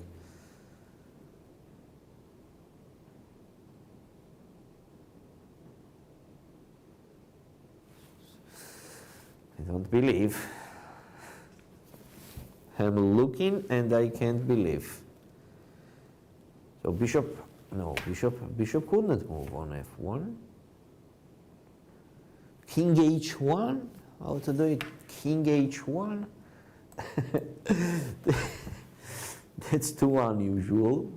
King h1 is too unusual move. So rook b1 check. Bishop f1.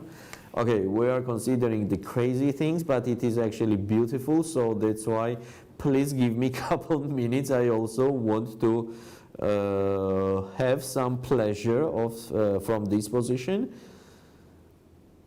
with the crazy things that is happening here.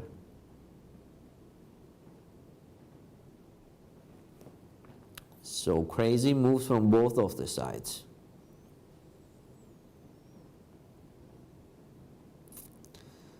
What to do now with black? Okay, it seems like we have to capture king g2.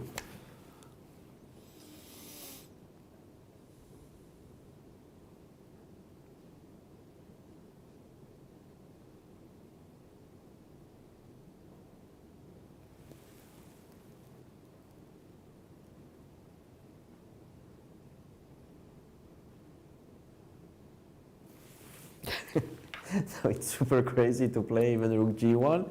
Okay, I understand that first c3 makes the most sense, but it's just a tricky thing that, okay, if they capture, then I have knight f3.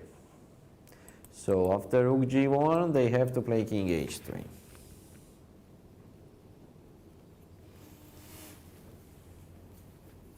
And what to do next? Maybe there is nothing to do, and this is all of the crazy things that could happen, and with this position in the end, I want to continue. I want to continue. I want to continue. Okay. So, wait a sec. Okay, there was some moves done in the game, so it's better to follow the game. Otherwise, we go deep in these brilliant and beautiful illusions. So, rook b1 and queen a5.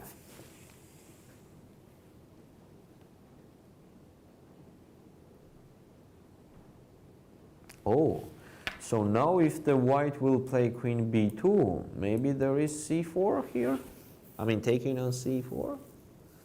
Could it be? Let's take a look. If we capture on b8 with white, c3, and the queen is trapped. No, it can go on b7. But if it goes on b7, just capture on b8, right?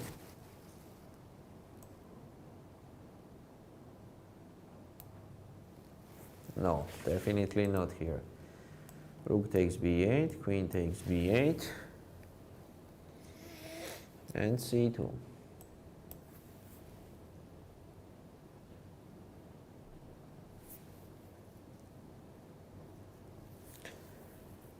Yes, that's possible.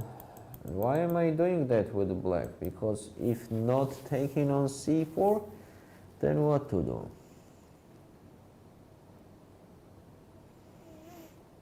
I don't have rook b6 because of rook a1.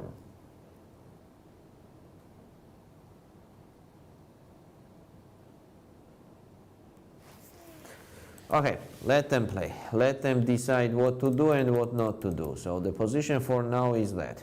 I think black is not having any problems here, but it's another question if it is possible to play on advantage. Next board, board number 2. Yes, Kali Ahmed is having the advantage, that we know. Shubhi against Merkulova, the Blunder, that we know. Let's go to the open section under 10. Shilon against Unsal Gorkem. Unsal is improving his position. It is black to move. And let's see, the position is still very close to equal. Then we have Mendes against Radzimski with a big advantage for Mendes. Then Kleimeno, we know that he won. Goal section under 10. Venskaya. It is white to move, so Venskaya is just piece up. Okay, if she is piece up, it means that it's just winning. Let's take a look how it happened. After c5, after c5. After c5, it happened king h7. So c5, another blunder we have here. White just captured the pawn and then capture the piece. Just winning. This game will be over soon, so Venskaya is winning and continue leading the tournament. Here we have Basari against Wadhwa with a very unusual position. With a very unusual position. And very complicated. Next board, Anu against Cisco. Yes, Cisco jumped with the bishops left and right, and finally she realized that she has to stop and improve other pieces, so she started doing that. The position for black is anyway better. It's still better. Open section under 8. Oh, here we have Shogiev. Exchange down. That was not happening in the tournament until this. Of course, he has the compensation for that, as he has a pawn for exchange. But that compensation is like not so enough. Not so enough. Let's see how it was after queen c6 here. King f2. Queen e4, take, f3, knight f6. Where he lost the exchange here. Oh, blunder. Another blunder. So what does it mean? We have a lot of, more blunders on the round number 6 and 7 than before. So what does it mean? It means that the players became a little bit tired. What else? We didn't have so many blunders before. So rook takes d5. It was forced to do like that. Now it is everything clear. d6. This is white to move. No, bishop d2. Bishop d2 was in the game played. Bishop goes on c3. That's clear. Yes, it's not like a bad position for Shogiev, but much more less chances to win the game than it was before. Here it's not even the advantage.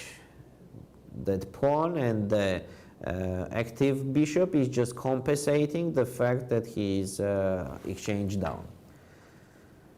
On the board number 2, Banerjee against Annapuredi. Okay, Annapuredi is completely winning. Then we have Shangin against Safin.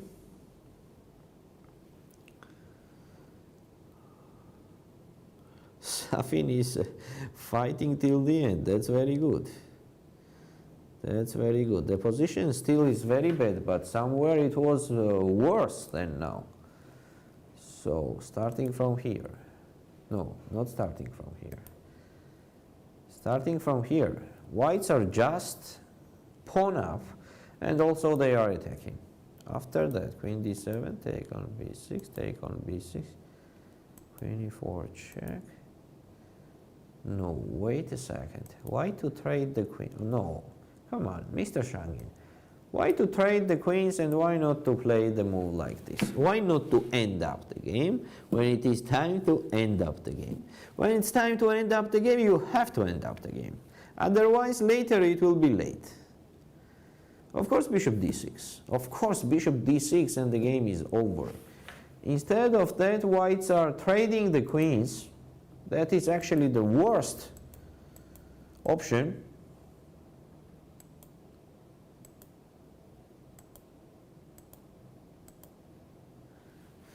And now trying to win the game from the beginning. So once Shangin won the game, then he made so bad decision that now he has to win the game from the beginning. And it's not a fact that he can.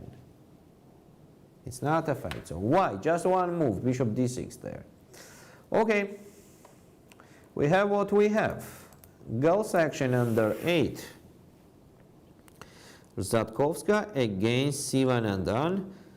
And what's going on here? What kind of pawns are there? E3 and D3. Oh my God. That's a huge advantage. That's a huge advantage, having the pawns like that. So how it was? Let's take a look. So in this position, white decided to play c4, and automatically black has the connected passed pawns, which are too dangerous. Oh, c4 was a very bad move from Zatkovska. It was a very bad move. Yes, of course, it's a very big advantage. It's a very big advantage. So in the let's take a look how it was before. Yes, well, we are saying that here if the only side has an advantage, that's black. But later Zatkovska also did some mistakes. So now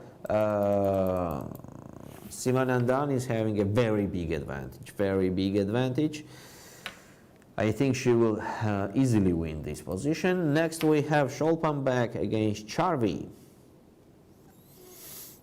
G-pawn gone somewhere.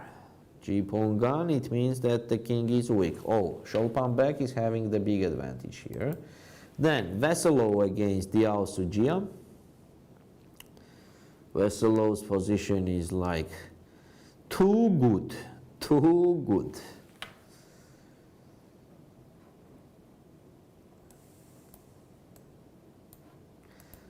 Okay, I will take a look one more time.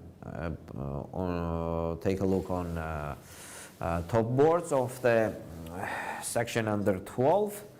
Here is the open section, Sovinsky against Uskov. Sovinsky is doing quite well, quite well. I was not expecting that he will get such a normal position after that some unclear things and the moments where he thought too much. Now the white's position is kind of okay, very close to equal. Then Ilinka against Dink. What a wonderful game we are having here. So after e5, d takes e5 and d6. Wow. My respect, Mr. Ilinka. That's a beautiful thing you are creating for now. Let's see how you're gonna continue. The position is too complicated, too complicated. Then I go to the girl section. Under 12, it's very interesting position here we are having. So how it was? It was queen a5, queen b2, and now Geladze decided to think. I think she has to capture on c4. So one more time, rook takes b8, c3.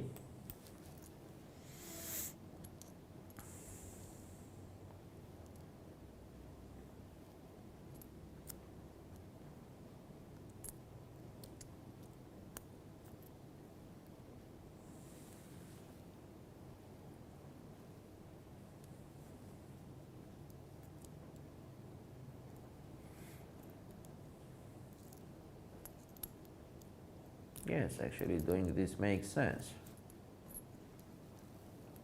That makes sense.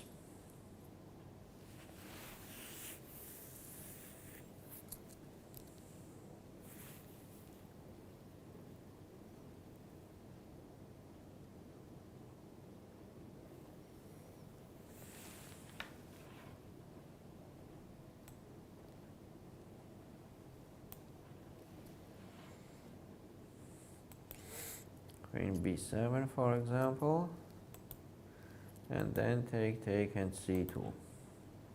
Sorry, take on b8, take on b8 and c2.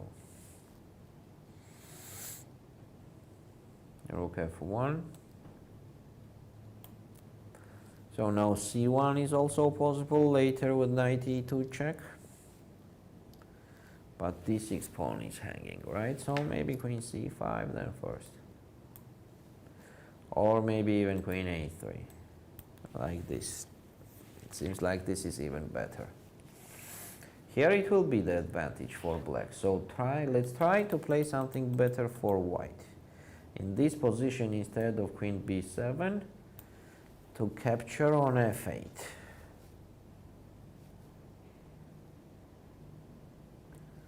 Now it seems like we have to capture on b2 and rook b8 back.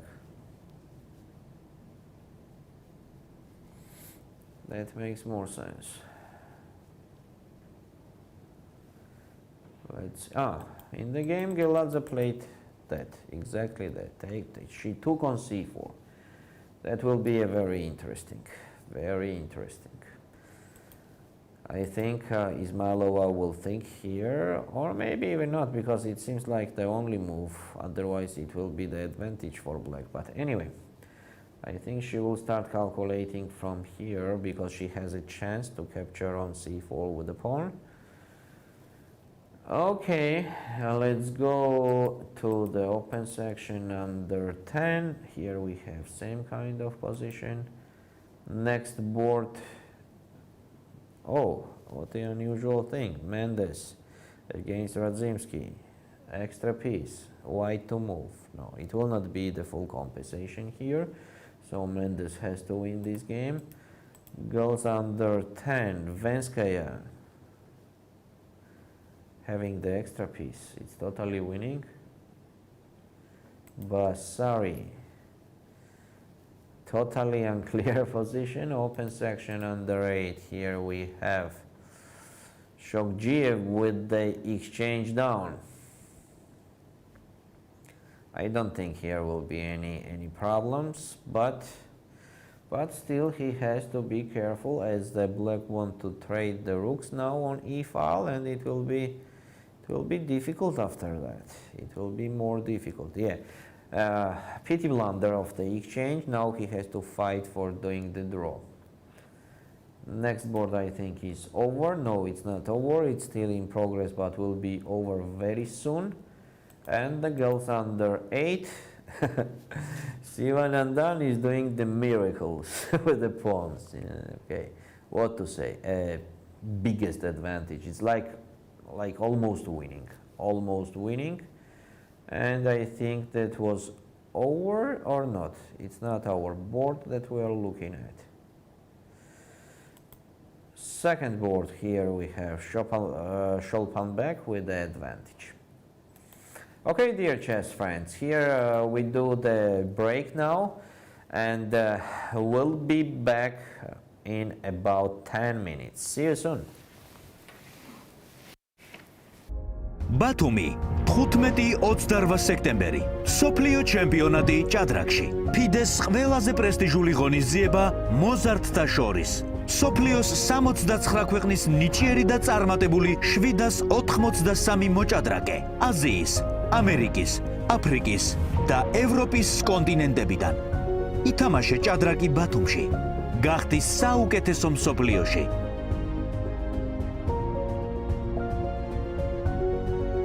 ხარული ვარ რომ წელს ბათუმი მასპინძლობს ჭადრაკის მსოფლიო ჩემპიონატს მოზარდთა შორის მინდა მივესალმო თითოეულ მონაწილეს და წარმატებები უსურვო FIDE-ს სახელით მსოფლიო ჩემპიონატის ყველა მონაწილეს ვუსურვებ წარმატებას.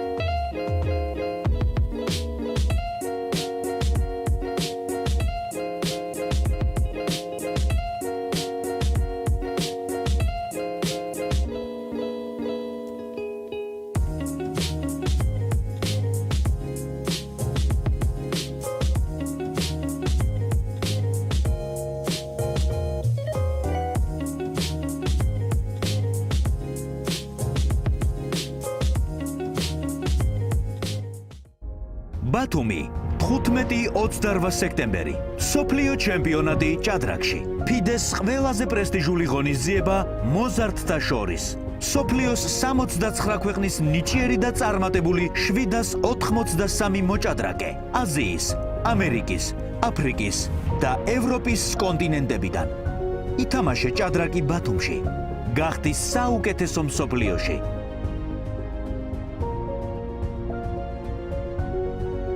ხარული ვარ რომ წელს ბათუმი მასპინძლობს ჭადრაკის მსოფლიო ჩემპიონატს მოზარდთა შორის მინდა მივესალმო თითოეულ მონაწილეს და წარმატებები უსურვო. FIDE-ს სახელით მსოფლიო ჩემპიონატის ყველა მონაწილეს ვუსურვებ წარმატებას.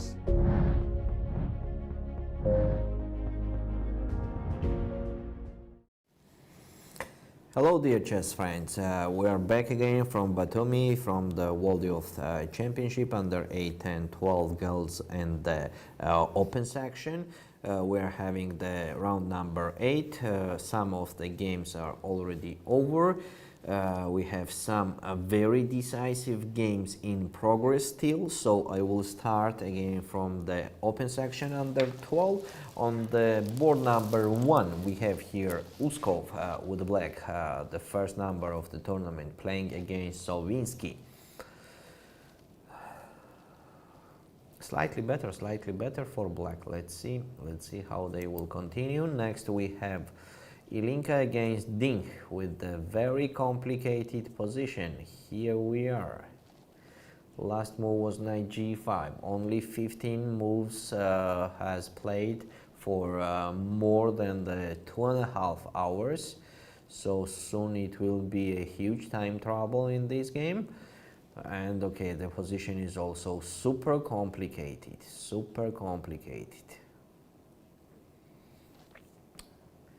It's very difficult to say anything about that. Next board we have Dao against Delgerdalai.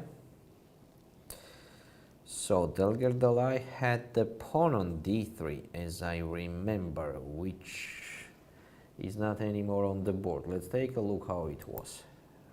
From here, d8, rook e1, queen c7, c3, d3. Okay, f4. f4 seems a little bit strange. Queen d2, take on g3, take. Queen e3, queen d6, take on d3.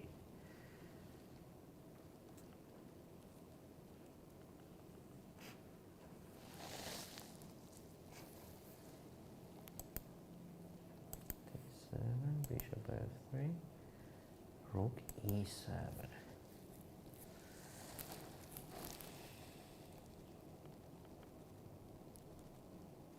Delgerdalai is not making the best decisions. Here knight b4. What's after knight b4?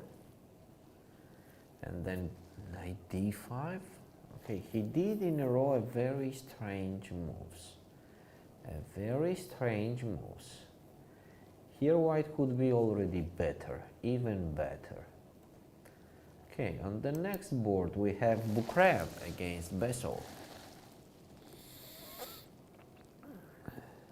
with the super unusual position. It is black to move.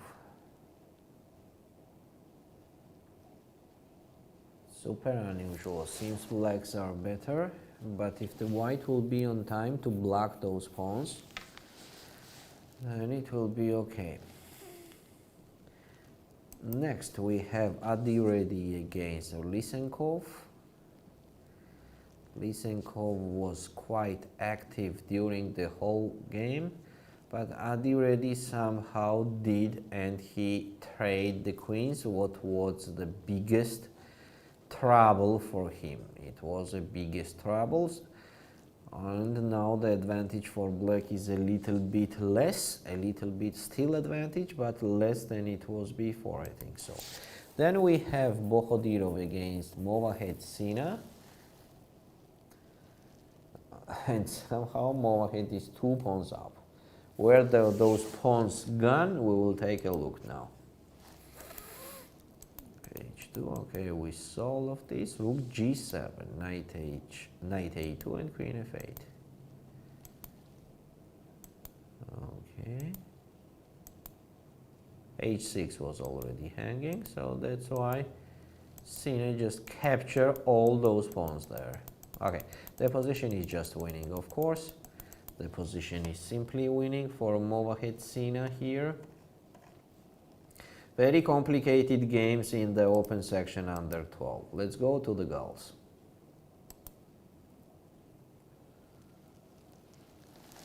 Oh, how they get to this? Let's take a look what was in the game. So Geladze played b takes c4, and yes, Ismailova decided to capture on c4. There's this, king f6. It is difficult for me to believe in king f6 here. No.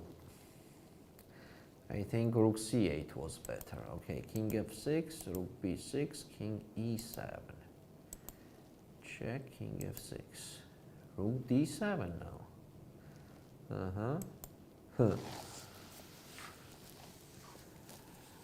And now it's, yeah, Geladze did some mistakes here. That all of these things, after rook b6, king e7, check, and then rook d7. Okay, here the whites could gain the material. They could gain the material.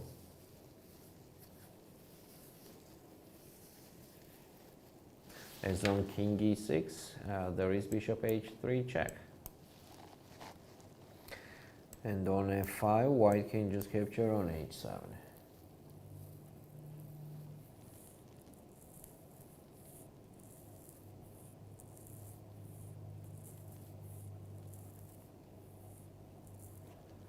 Or here is knight f3 check.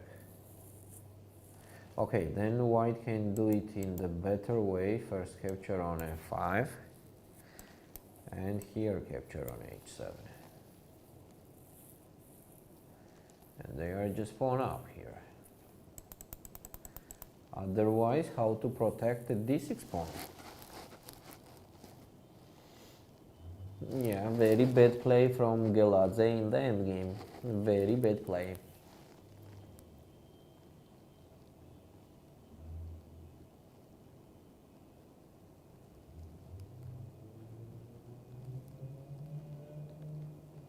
Very bad play. Here black has to try now to survive. It's not about how to win here anymore, as they are losing the material. Next board we have Kali Ahmed against Yusefian.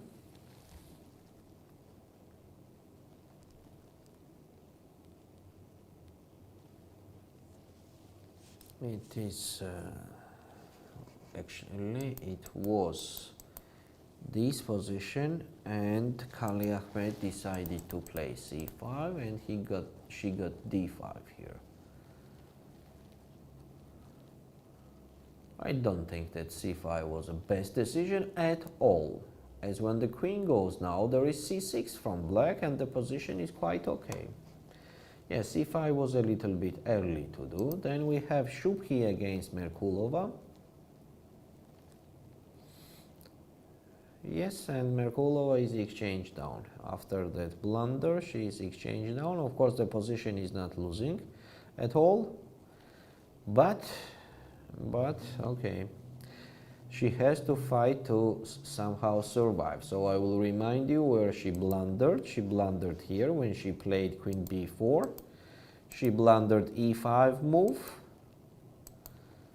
and now it's just a exchange down.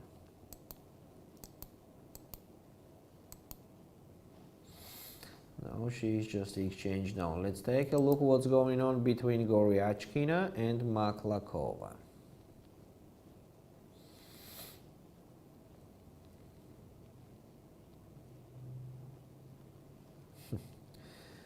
Very strange position.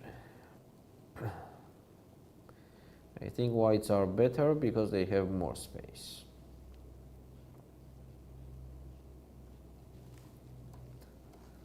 Let's go to the open section under 10. Here Unsal started his attack on the queen side, as the white could not do anything on time on the king side, and the black started it on the queen side, and this is a position with slightly better chances for black already. Then we have Mendes against Radzimski. Oh, Radzimski is creating some threats, right? B1 check he wants to do, but is it dangerous?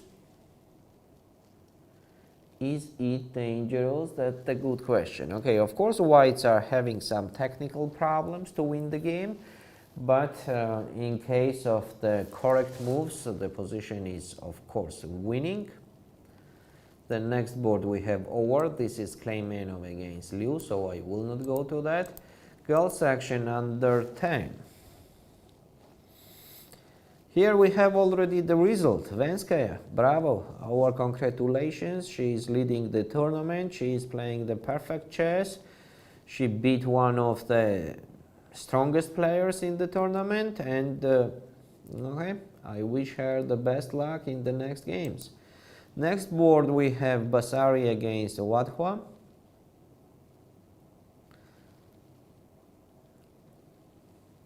Very complicated position and quite unusual. Seems like blacks are more active. Anu against Cisco. And black's position is with advantage. With advantage, yes, that's for sure. That's only the question now. Will it be enough to win the game, or it stays like advantage and the game goes to draw? Next section, open under 8. Let's take a look at Shokgiev on the first board.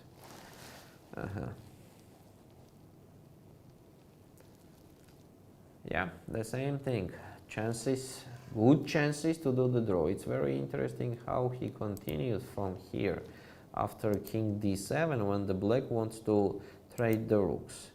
Rook E1, correct, to don't trade the rooks. Rook D1.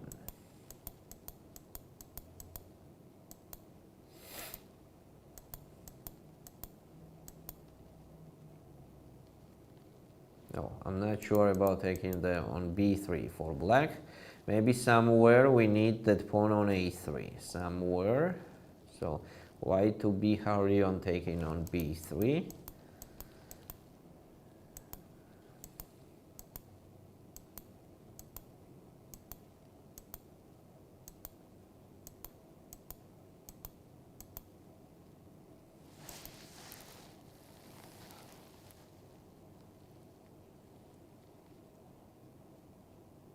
It will be very difficult here to survive for Shokgiev.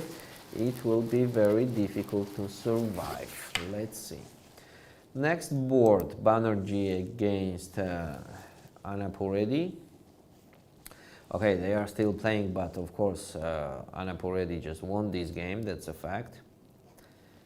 Next board we have Shangin against Safin. Shangin was completely winning, and now his position is very far away from winning. He can even lose this game, I will tell you straightly. Black's position is not worse. It's not worse at all. So very pity mistake. When he was winning, he has to win the game and to don't delay it for the next time later.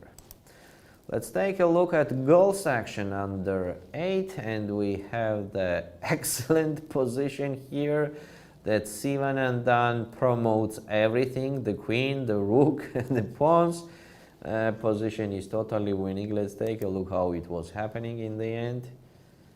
So queen f2, threatening the checkmate, queen e1, and rook f8. Amazing.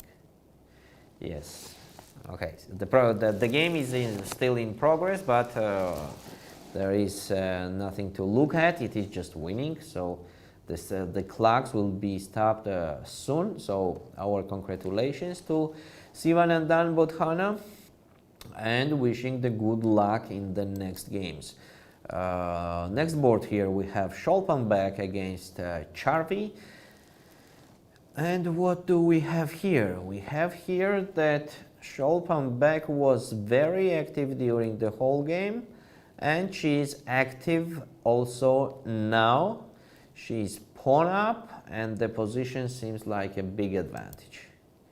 The last move was rook takes e2. Rook takes e6. Seems like winning. Charvi is an excellent player, and the fact that Scholpenbeck, if she will beat Charvi, it means that Scholpenbeck is also very talented fighter here in this section. Next we have Veselo against Diao Sujia. Veselo is piece up, and the position is just winning because she is trading the queens also in case. For example, rook g8, there will be queen f6 check, and the endgame is of course just completely done. And if the black play king h7, that will be worse here because it goes to the to the very end game with a just piece up for white. So it seems like Veselo will win this game.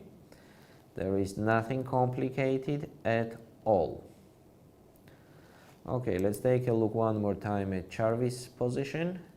After rook e6, she is thinking. Let's go back to the open section under 12. This is what they have there. Oh, the queen side is blocked. That's much better for white. After blocking the queen side, it's not any danger to open up any files there, and the only file is opened is E file.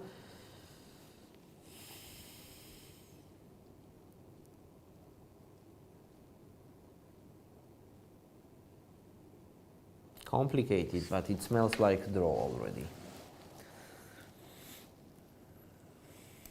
Next we have Ilinka against Din Ho with the crazy game, with the crazy position. Last move was knight takes e5.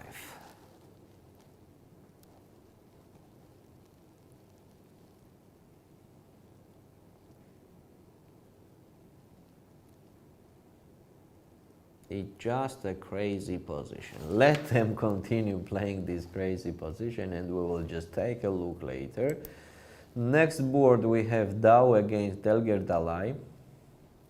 Delger Dalai was having the good position. Now he's having a bad position. Okay, with the queen on a8. When you are forced to play queen a8, how it was? It was on b8, yes, and queen a8. Okay, what to say? The position is very bad now for Delger Dalai. Next here we have Bukrev against Beso, where Bukrev is exchange up. How it happened? Let's take a look from here. Knight e8, not knight e4.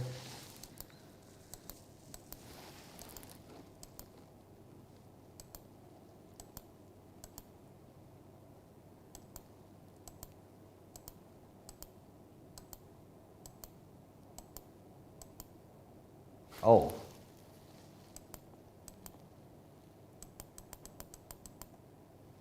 Queen takes e4, I think so, because on queen takes d6 there will be b4. I hope that's not another blunder that's happening on the top boards. Yes, he took on e4. He took on e4, then it makes sense.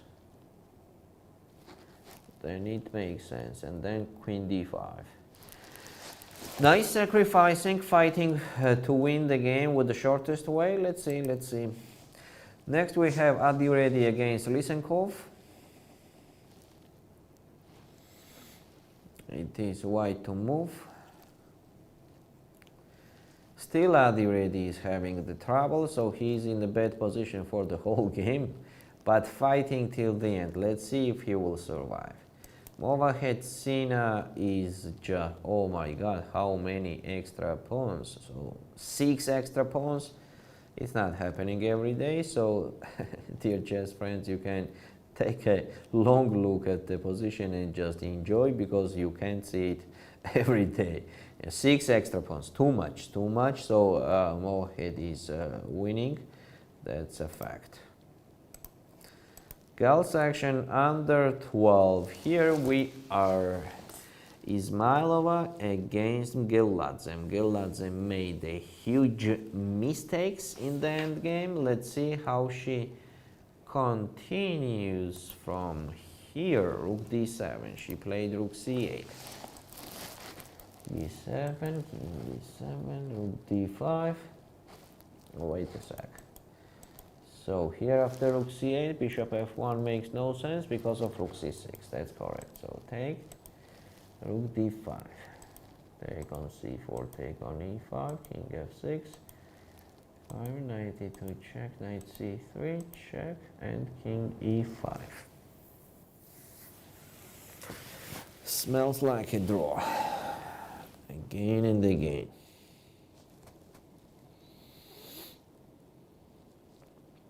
What to suggest to white? If they just go on the 6th rank like rook a6, then the black just capture on e4, it will be a simple draw. So the most important move, the basic move, has to be rook d7, that if the black capture on e4, white captures on e4, and then they capture on f7. So attacking the f7 pawn, that's a point. Now I think I have rook d4 here, the tricky and very interesting move. The point is that the white could not capture on f7 because of rook d1 checkmate. Just for more clearness, I will show it to you. This is just a checkmate. So whites are forced to capture here, here. Now the pawn on e4 is hanging, f3. And I have so active king here with the black. I don't think that I will lose this game. And also there is a wrong color on h8 for the bishop. So that is giving me the hopes that I will survive here easily. But from other way, if I play king e3, there is a pawn e5 from white.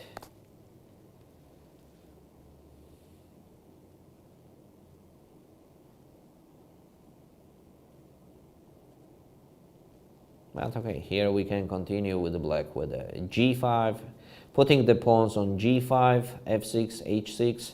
That's an easy draw, yes, just to stay and do the draw. Let's take a look if there is anything else on rook d7. Maybe rook b4. Would it make a sense?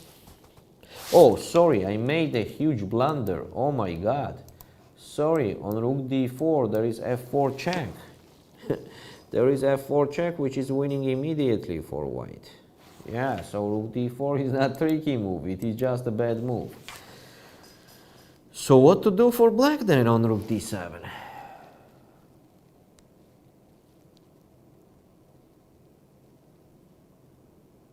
Maybe it's time to take on e4.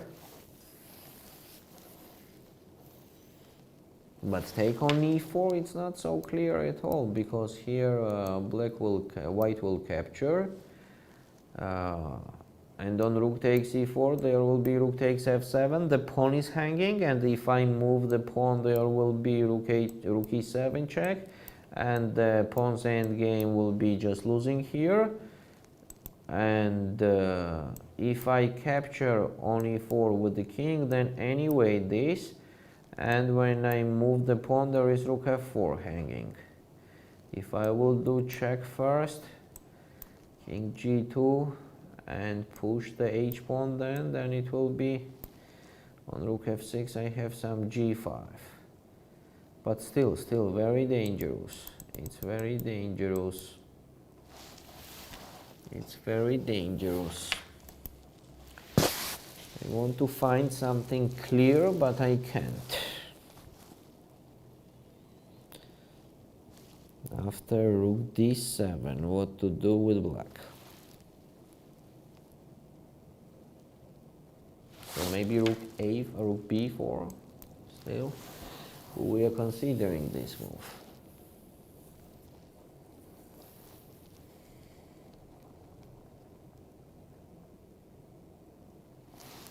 Now checkmate is hanging. If the white will play f4, then I have king e6. But bishop h3 check.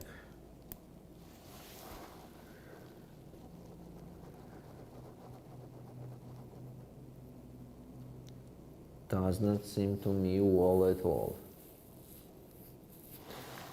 Yeah, black would be in trouble after rook d7.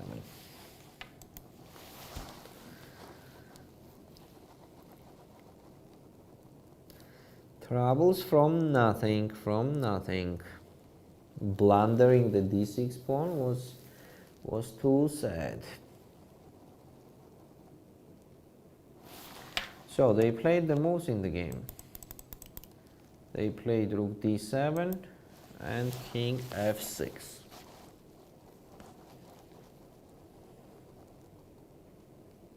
Now the black want to capture on e4, so white will play just f3. And on f3, maybe rook a4.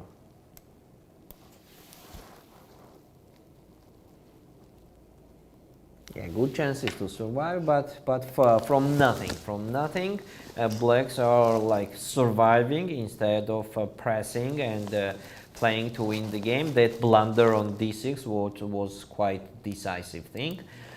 On the second board, here we have Kali Ahmed against Yusefian. It is black to move.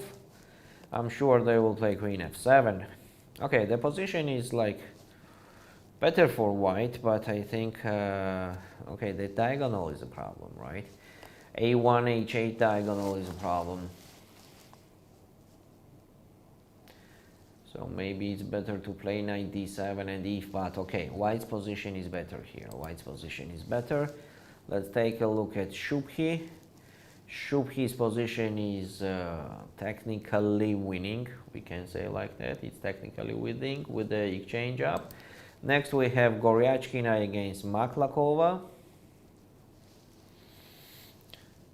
Goryachkina is having the extra pawn, and it seems like the position is much better for her. Let's go to the open section under 10.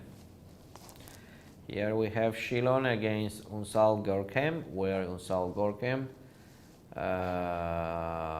is acting actively. So let's take a look from here. Bishop c5, d4, g4, a4, bishop a2, and Unsal is thinking.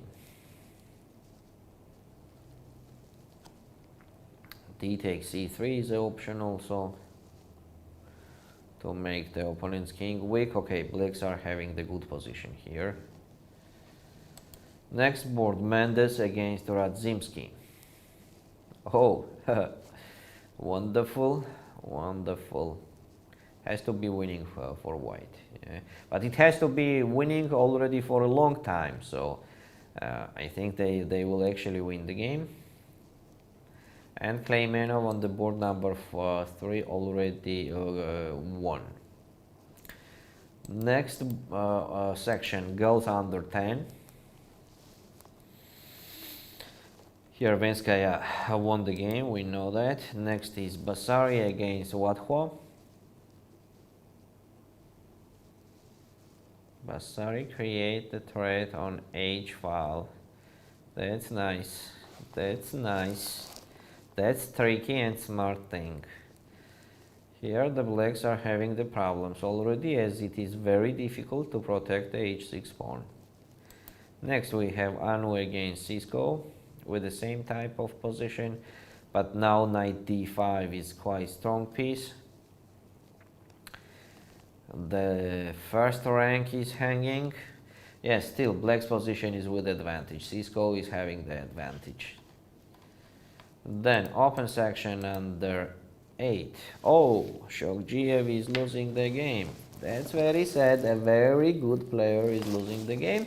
And okay, our respect to Larry Mark, who did his best. Okay, I understand that there was the blunder in the game, but still, he did his best and he's doing what is he doing. So let's take a look the last part. The rook e3, d5.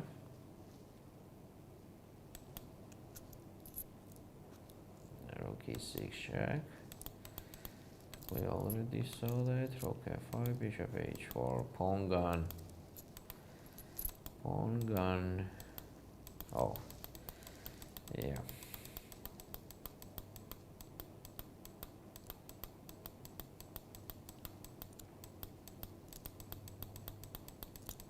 Yes, of course he's just losing. Larry will win soon. Next we have that Anapuredi beat Banerjee. Next we have Shangin. This is what I was talking about.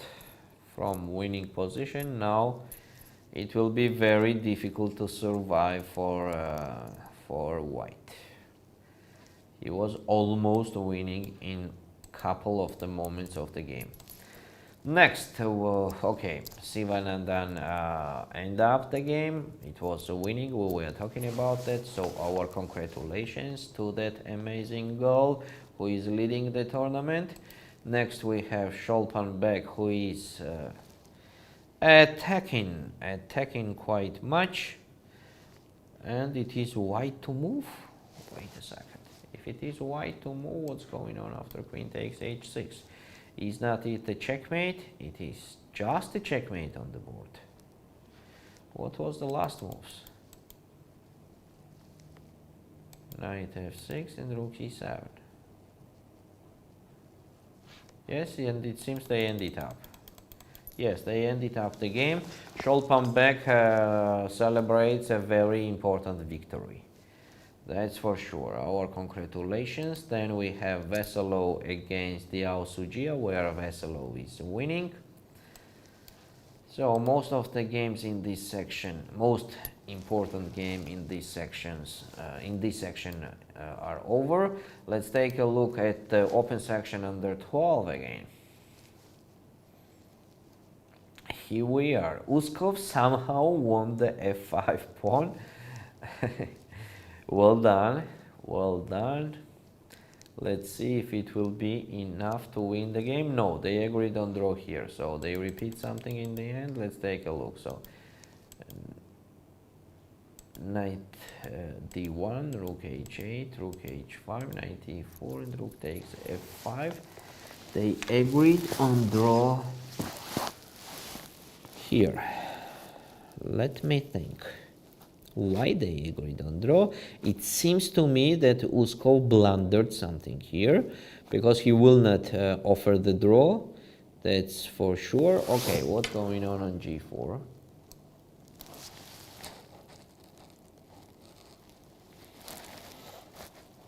What's going on g4, Mr. Uskov? As on h take g3, there is knight g3, and rook is trapped. Okay, now I have a question to Mr. Savinsky. Why to be agree on draw? Why to be agree on draw? Okay, I understand that the opponent has about 300 rating points more, but of course the most important thing is the 64 squares ahead of you, in front of you. And we have to make our decisions connected to the positions. Does not matter who is our opponent. This is, I'm saying all the time to my students also. Is not it easy winning? In the position where you agree on the draw. So it is kind of very sad. Later you're gonna feel not good about that. So it was better to think here. It was better to think here and just play g4. I think the blacks are like forced to capture on e4, and when you take on f5, they will play knight g3. This is the best that they can do, but okay, let's play this. Let's play this. I think it is technically winning anyway. It's technically winning anyway. Okay, Uskov was lucky that the opponent agreed on draw, it seems like that. So let's go to the next board. We have Ilinka against Ding here. And Ilinka became exchange down. How it happened? Let's take a look. He was attacking, and in the end exchange down. Well done, Ding. Well done. Any compensation? Okay, too few compensations. Seems like black has to win. Next board, Dao against Delgerdalai. And yes, Dao is already pawn up and the position is technically winning. Then we have Bukrev against Beso with a very complicated game. Very complicated game in the time trouble. Let's see how they will continue there. Adiredi against Lysenkov. Adiredi is still doing his best, trying to protect the position, and he is doing it perfectly. Okay, blacks are still better, but not as much as it was before. Girls under 12. Here we are. Let's take a look at a couple moves earlier. So king f6, e5, take, h6, bishop h3, knight d5. Okay, obviously, of course, this position has to be drawn, obviously, but there will be a lot to play. A lot to play. Next board, Kali Ahmed. Here we are. Yeah, blacks are improving quite much. Quite much. Next could be even e5 down. Okay, quite complicated position will be there.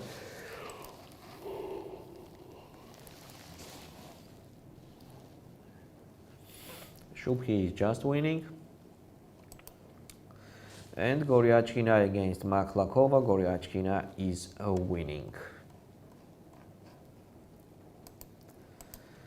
Open section under 10. Unsal.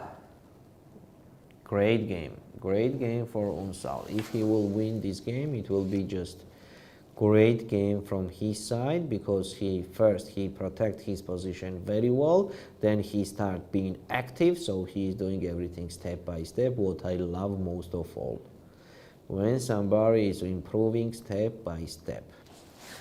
Let's see how it will be later there.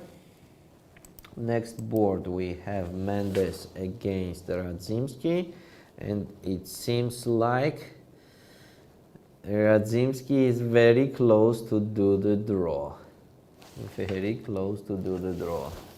Also a good fighter, yeah? Good fighter. With the piece down, he fights, and now he is very close to do the draw. Okay, next game we have Kleimenov already won, that we know. Now we go to the girls section under 10. Venskaya won, that we know. Next is Basari. Yes, and what Hua is thinking, as there is a big problem connected to the h6 pawn there. Anu against Cisco.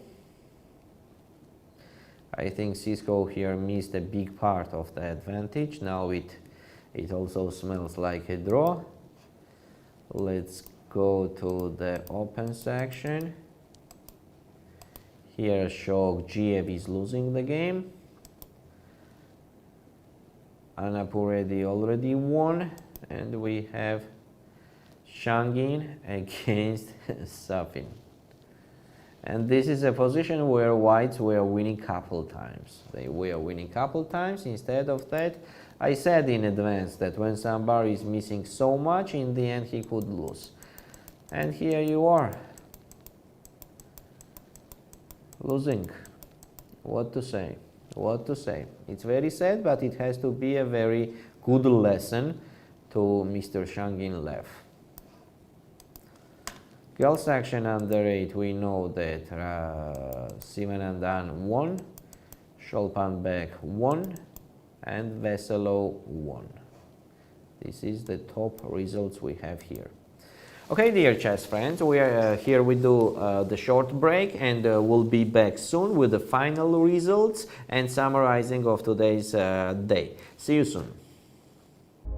ბათუმი 15-28 სექტემბერი სოფლიო ჩემპიონატი ჭადრაკში FIDE-ს ყველაზე პრესტიჟული ღონისძიება მოზარდთა შორის სოფლიოს 69 ქვეყნის ნიჭიერი და წარმატებული 783 მოჭადრაკე აზიის, ამერიკის, აფრიკის და ევროპის კონტინენტებიდან ითამაშე ჭადრაკი ბათუმში გახდი საუკეთესო მსოფლიოში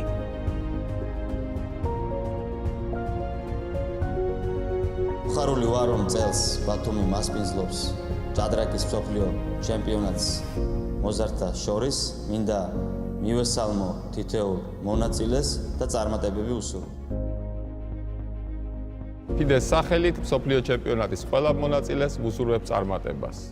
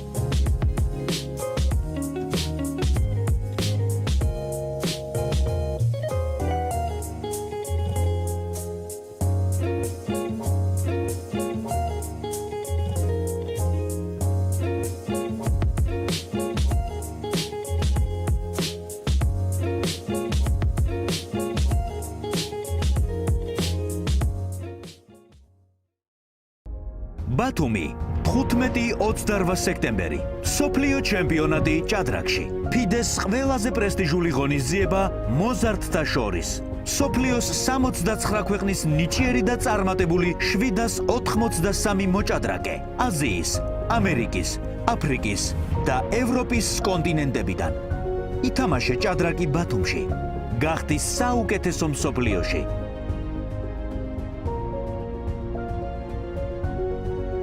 ხარული ვარ რომ წელს ბათუმი მასპინძლობს ჭადრაკის მსოფლიო ჩემპიონატს მოზარდთა შორის მინდა მივესალმო თითოეულ მონაწილეს და წარმატებები უსურვო.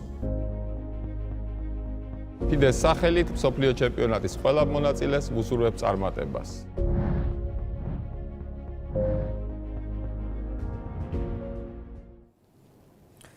We are back, dear chess friends, from the World Championship in Batumi, World Youth Championship under 8, 10, 12 open and the girls section. We are having round number 8, and our round number 8 is almost in the end. So let's take a look at the results and at the games that are still in progress. So on the board number 1 in the open section under 12, we have agreement on draw in the end, where Sovinsky could actually gain the material, and instead of that he agreed on draw. Next board, board number 2, we have Ilinka against Ding, where Ilinka is exchanged down. Last move was a4. Okay, the position seems like totally losing. After bishop c6, what's going on with that knight on e8? Yes, that was in the game, bishop c6, so a4 is another not the best move. In the game was bishop f7, so what's going on if we just capture on f7, for example. Also it could be done bishop takes e8, bishop takes e8 and king e7. I think this is even better. The game is just over, so it means that Ding is winning the game. Next board we have Dao against Delgerdalai.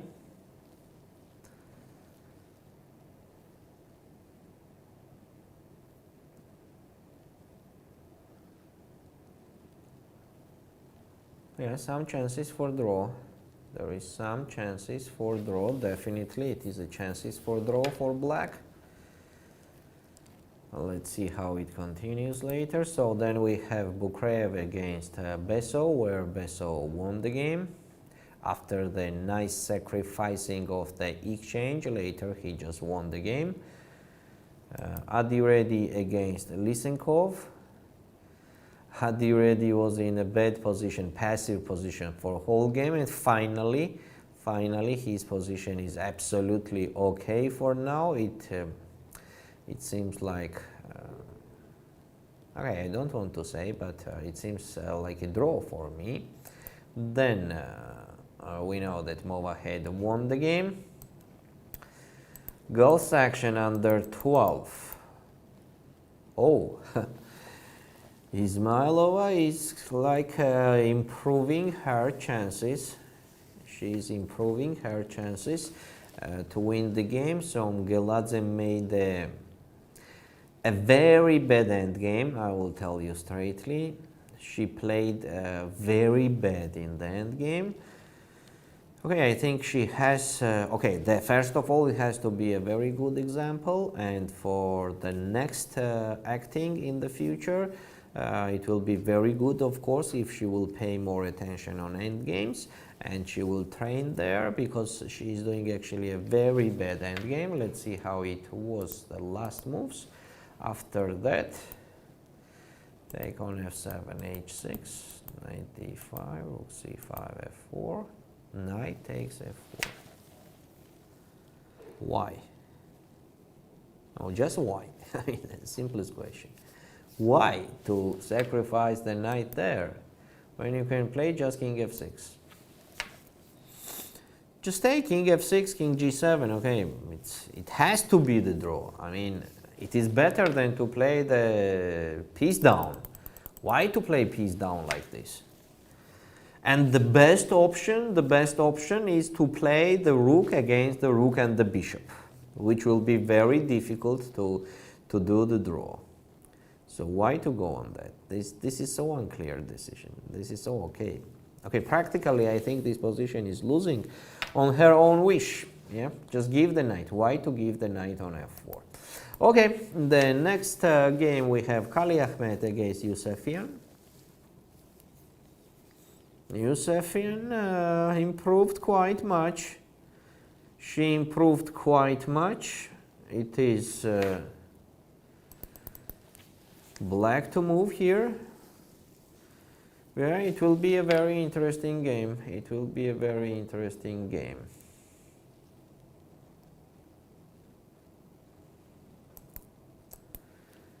Shubhi is okay. She won. She won the game.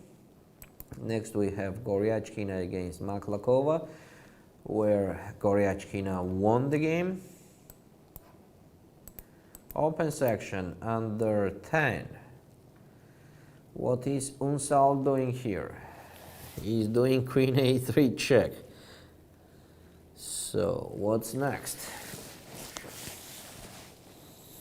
Okay, king b1 is not working. That I want to tell you straightly because of queen b3. It will be just another blunder for this day. So I hope Shilon will not do that. But what he will do, he has to play with the dancing king, with the queens and rooks on the board. So king d2 maybe is the best. Yeah, very complicated position. Then we have draw here finally after the long fight from Radzimski's side.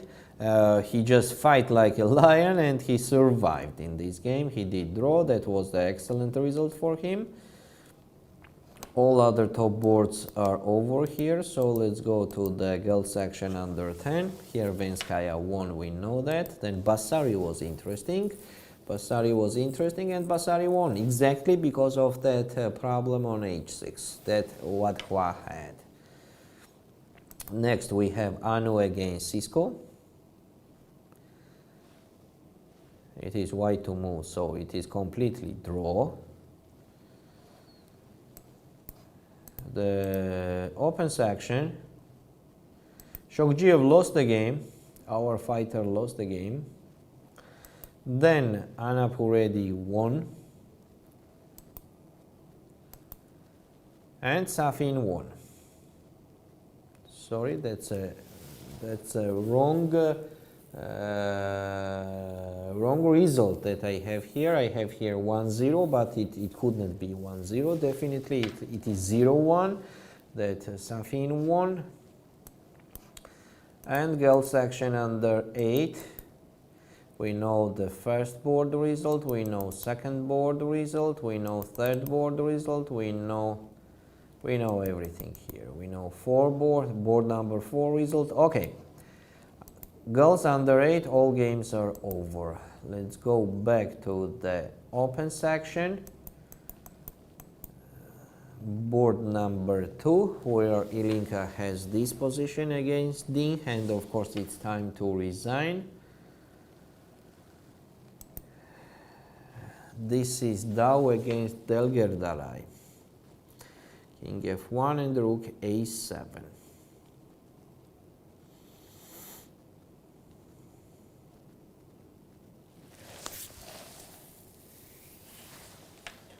I think it has to be done. Rook b5. Rook a4, what else? And for example, take this. Take. And king e2.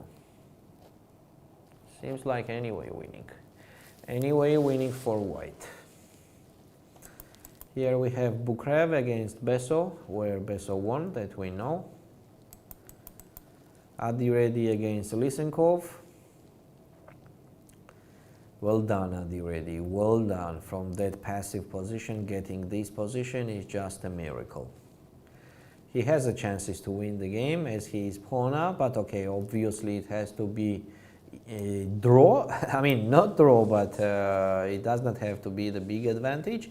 But okay, for now he's pawn up from the very bad position. Now he's pawn up.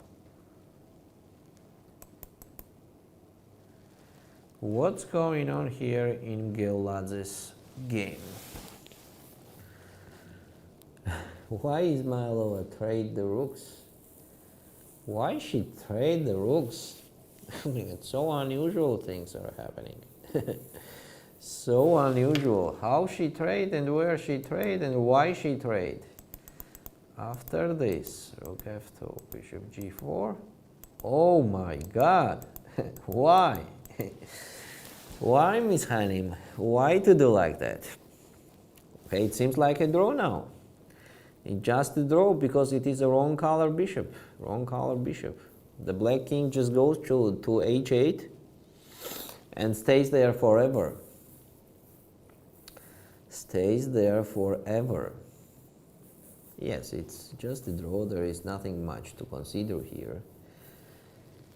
King f2 was in the game and king a5, of course. How to win? No chance to win here. It's just a draw. Next we have a great fighting.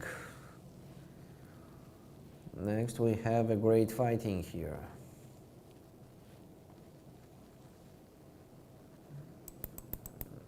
Okay, Shubhi won and Goryachkina won. We have all the results here, only board number 1 and 2. But board number 1 also, okay, what to say here? Here is not fighting anymore. This is just a draw. This is just a draw. The black can just don't touch anything and go to h8. They also can play, they could king g6, h5, g4. And after white will play h4, then just go to h8 and stay there and do nothing. That will be the stalemate. That's a max that can be there. So trading the rooks was a huge mistake for Ismailova. Huge mistake.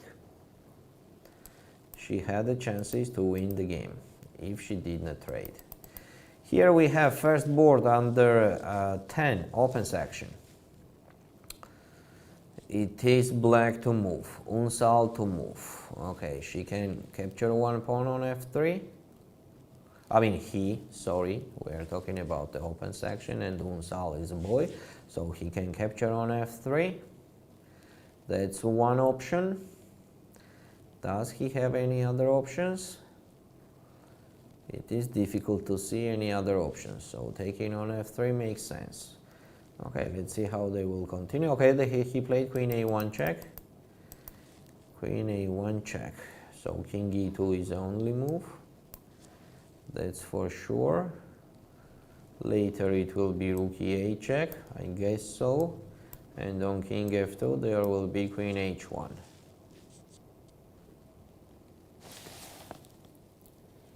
With a very big troubles for white. All other games is over here. Girls under 10, Venskaya won, that we know. Basari won, that we also know. Next board, Anu against Siskov is just a draw. So everything is over here. I mean the important and the top games. Open section under 8. We also have all the results here done. Yes. Girls under 8. Here is also everything over, so we will not be back to those sections. Girls under 8 and open section under 12. Let's go to the open section, open section under 8. Let's go to the open section under 12. Here the second board is playing, which is okay, completely winning for Ding.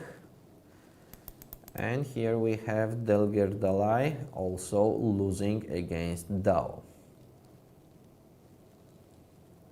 Yes, that has to be winning for white. Not so easy, but has to be winning. Then we have Bukrev against Beso, that Beso win. And we have this position here, which I told you that it smells like a draw. So it is very close to the draw actually. But let's see, it's still fighting there. It's still fighting there. Girls section under 12. So this, okay, what to say here?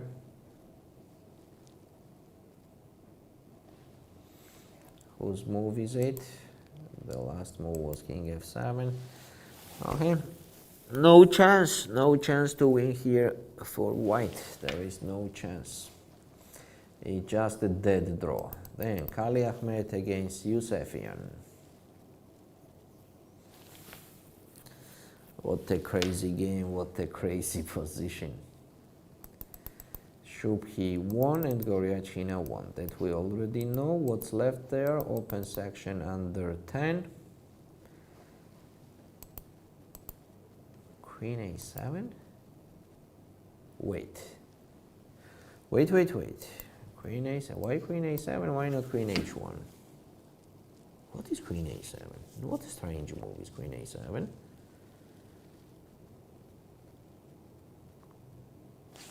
So what he was afraid of?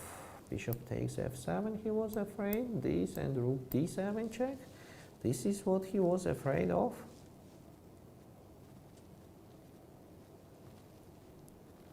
So take, and it could be the perpetual check there. Could be. So he decided to play Queen A7, King G2, and Queen E7, Bishop A4. But I'm not sure here black has an advantage at all anymore, as the white king is quite safe. Oh, some unexpected things are happening. All other boards are over here, I mean the top boards, and girls section under 10. Here is everything over also. Okay, so in the open section here we have only this board playing a very complicated game.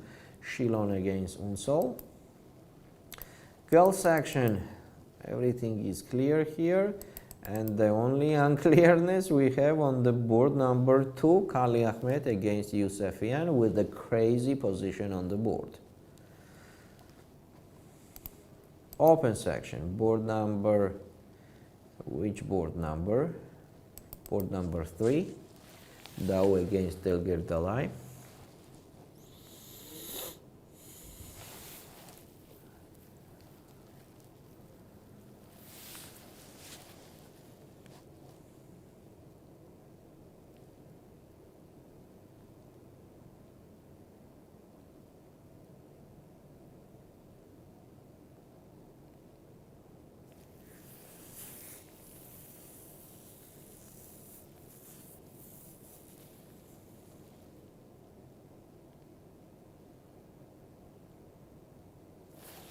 Interesting Rook's endgame. A very interesting Rook's endgame. Has to be winning, but you know, it's very difficult to say how.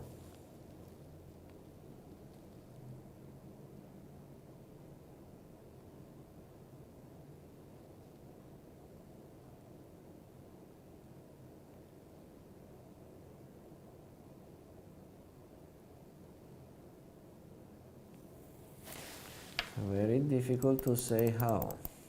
So what was there played? After King F4, Rook C2, King E3, Rook C4, King D2.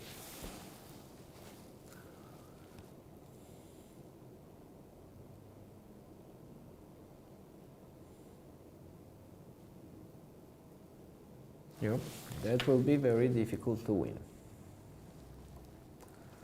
Let's go to the girls section again. Okay, on the first board, almost everything is cleared. We already talked about it. And second board, Kali Ahmed against Yusefian.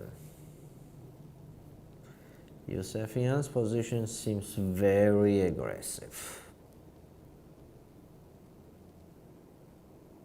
And I think that's an advantage. That's advantage. In this crazy game, Yusefian is getting the advantage. That's nice. Nice position, I mean. Let's go again to the open section. Okay, board number 2 won black. And here we have Dogger Dalai again.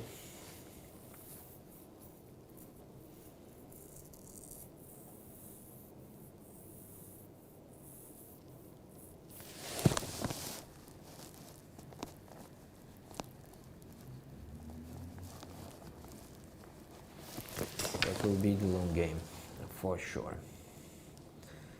So what's actually left? Let's summarize that board number 3 is playing. All other boards are done in open section under 12. So board number 3 is playing and board number 2 is playing in the girl section.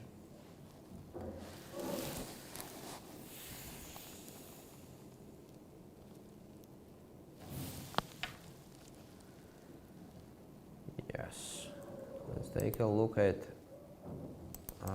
yes, we forget about Unsal Gorkam. Open section under 10. He refused to play Queen H1, Queen H1, and he went to this position, which was a huge mistake, I think so. Huge mistake. That Queen E7 in this moment.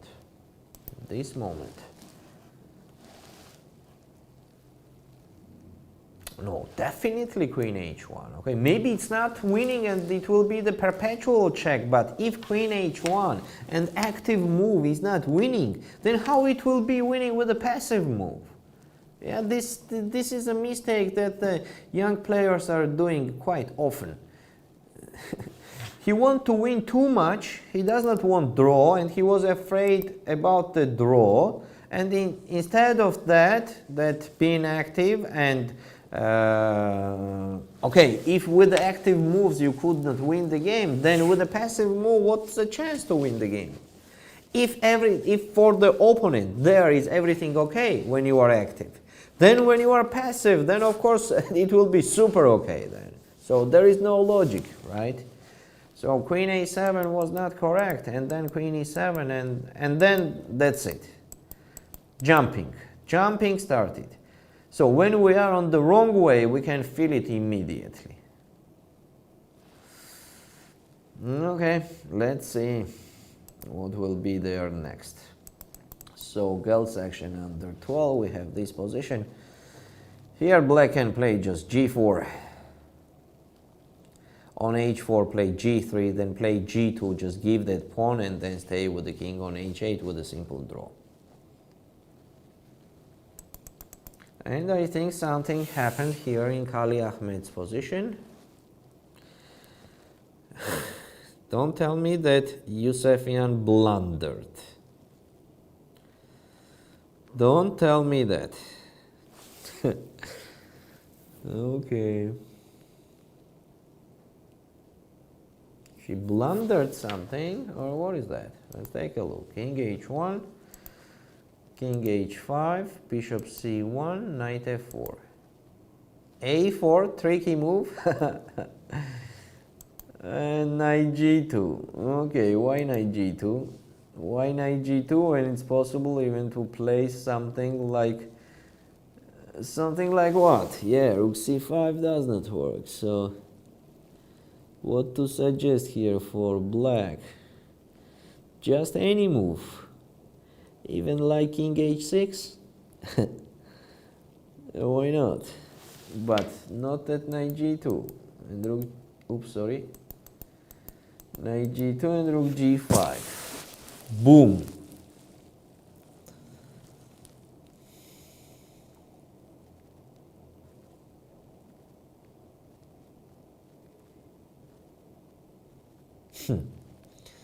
What's going on? King H6 only move, right? So it was yes, it happened in the board. King H6, Rook takes D5. Oh my god. Such a huge blunder again. So E3 seems like a only move. There is no other moves here for black. They have to play e3, otherwise if the king goes somewhere, for example king g6, it will be queen h6 check, or queen g5 check here. They're just winning the game, so it has to be e3 done. What's going on after e3? So white will capture. Knight takes e3, so it was a blunder, but maybe it is still okay for black. After this huge blunder, it could be still okay. Yeah, the position was such a big advantage that it could be still okay. But wait a second, black played knight e3, so more tricky move. Yes, as the white could not capture. Okay, what was later? Rook d6 check, and king h7 has to be done. And anyway, winning for black. Could be, why not? As I told you, the advantage was so big that everything could be. So king h7 was in the game, and rook g6. Whites are forced to play rook g6.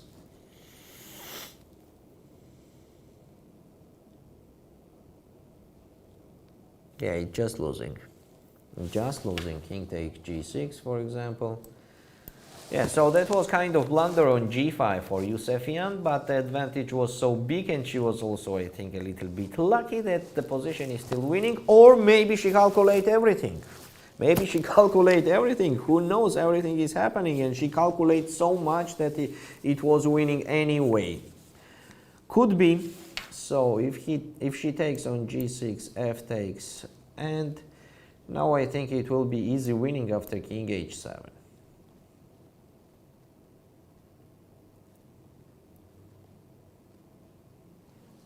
That rook g7 is unstoppable.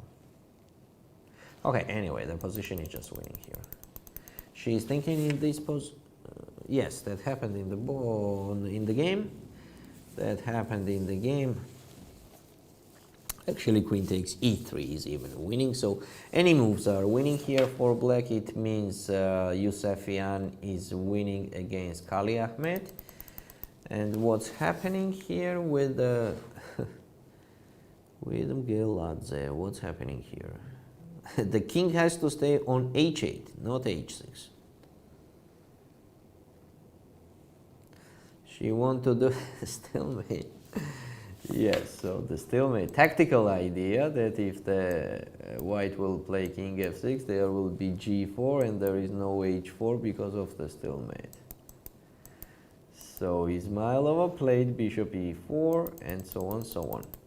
Now they have this position. Yes, of course the position is just a draw. Of course it's just a draw, nothing to do here. I mean, it is just physically not possible to win and to improve there. Okay, Yusefian played king h7, it is just winning, so we can say that the girls section under 12, everything is clear. Let's go to the open section with the game of Telger Dalai. Here we are, black played e3.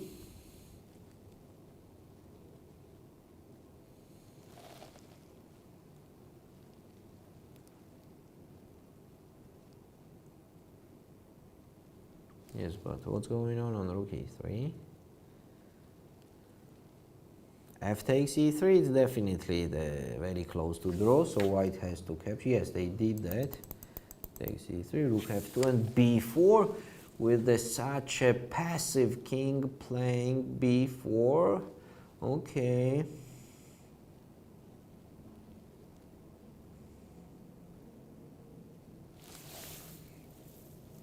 Okay. Maybe that's not bad at all. Yeah, actually, why not? The king is passive, but black could not use that fact. Then the pawn is just going ahead and ahead. Yeah, seems like white gonna win this game. So king g4 was in the game, b5. What to do next? On rook f5, it will be rook b3. On rook f3, it will be king d2. And the white's pawn is first to promote, and 2 ahead of the black's pawn. So it's just winning. It's just winning. What to say? So maybe black has to try to play rook f8. Wait, b6 was already in the game, so maybe rook f8, b7, rook b8, rook b3, and king h3. To be active like that. It makes the only sense. It makes the only sense. So for example, on king d2, just g4. And on king e2, just wait. King f2, check. But then it will be king e3. King e3, this. Okay, king d4 and king c5 is like it has to be calculated, because when the king will be on c5, black could capture on b7 and then capture on g7. So maybe king f4, but king h3.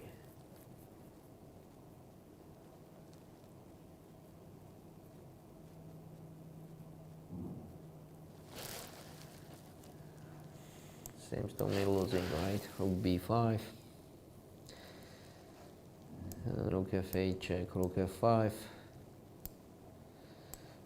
Rook goes back, rook h5 check, this. Rook h7, and it's just losing. Yes, it has to be losing. Okay, he blocked it on the 7th rank. How he did it? So he played rook f7, okay, correct. There's king d2 and king h3. But from other side, if we sacrifice, so when to sacrifice on b6? I'm not sure about king d2 here.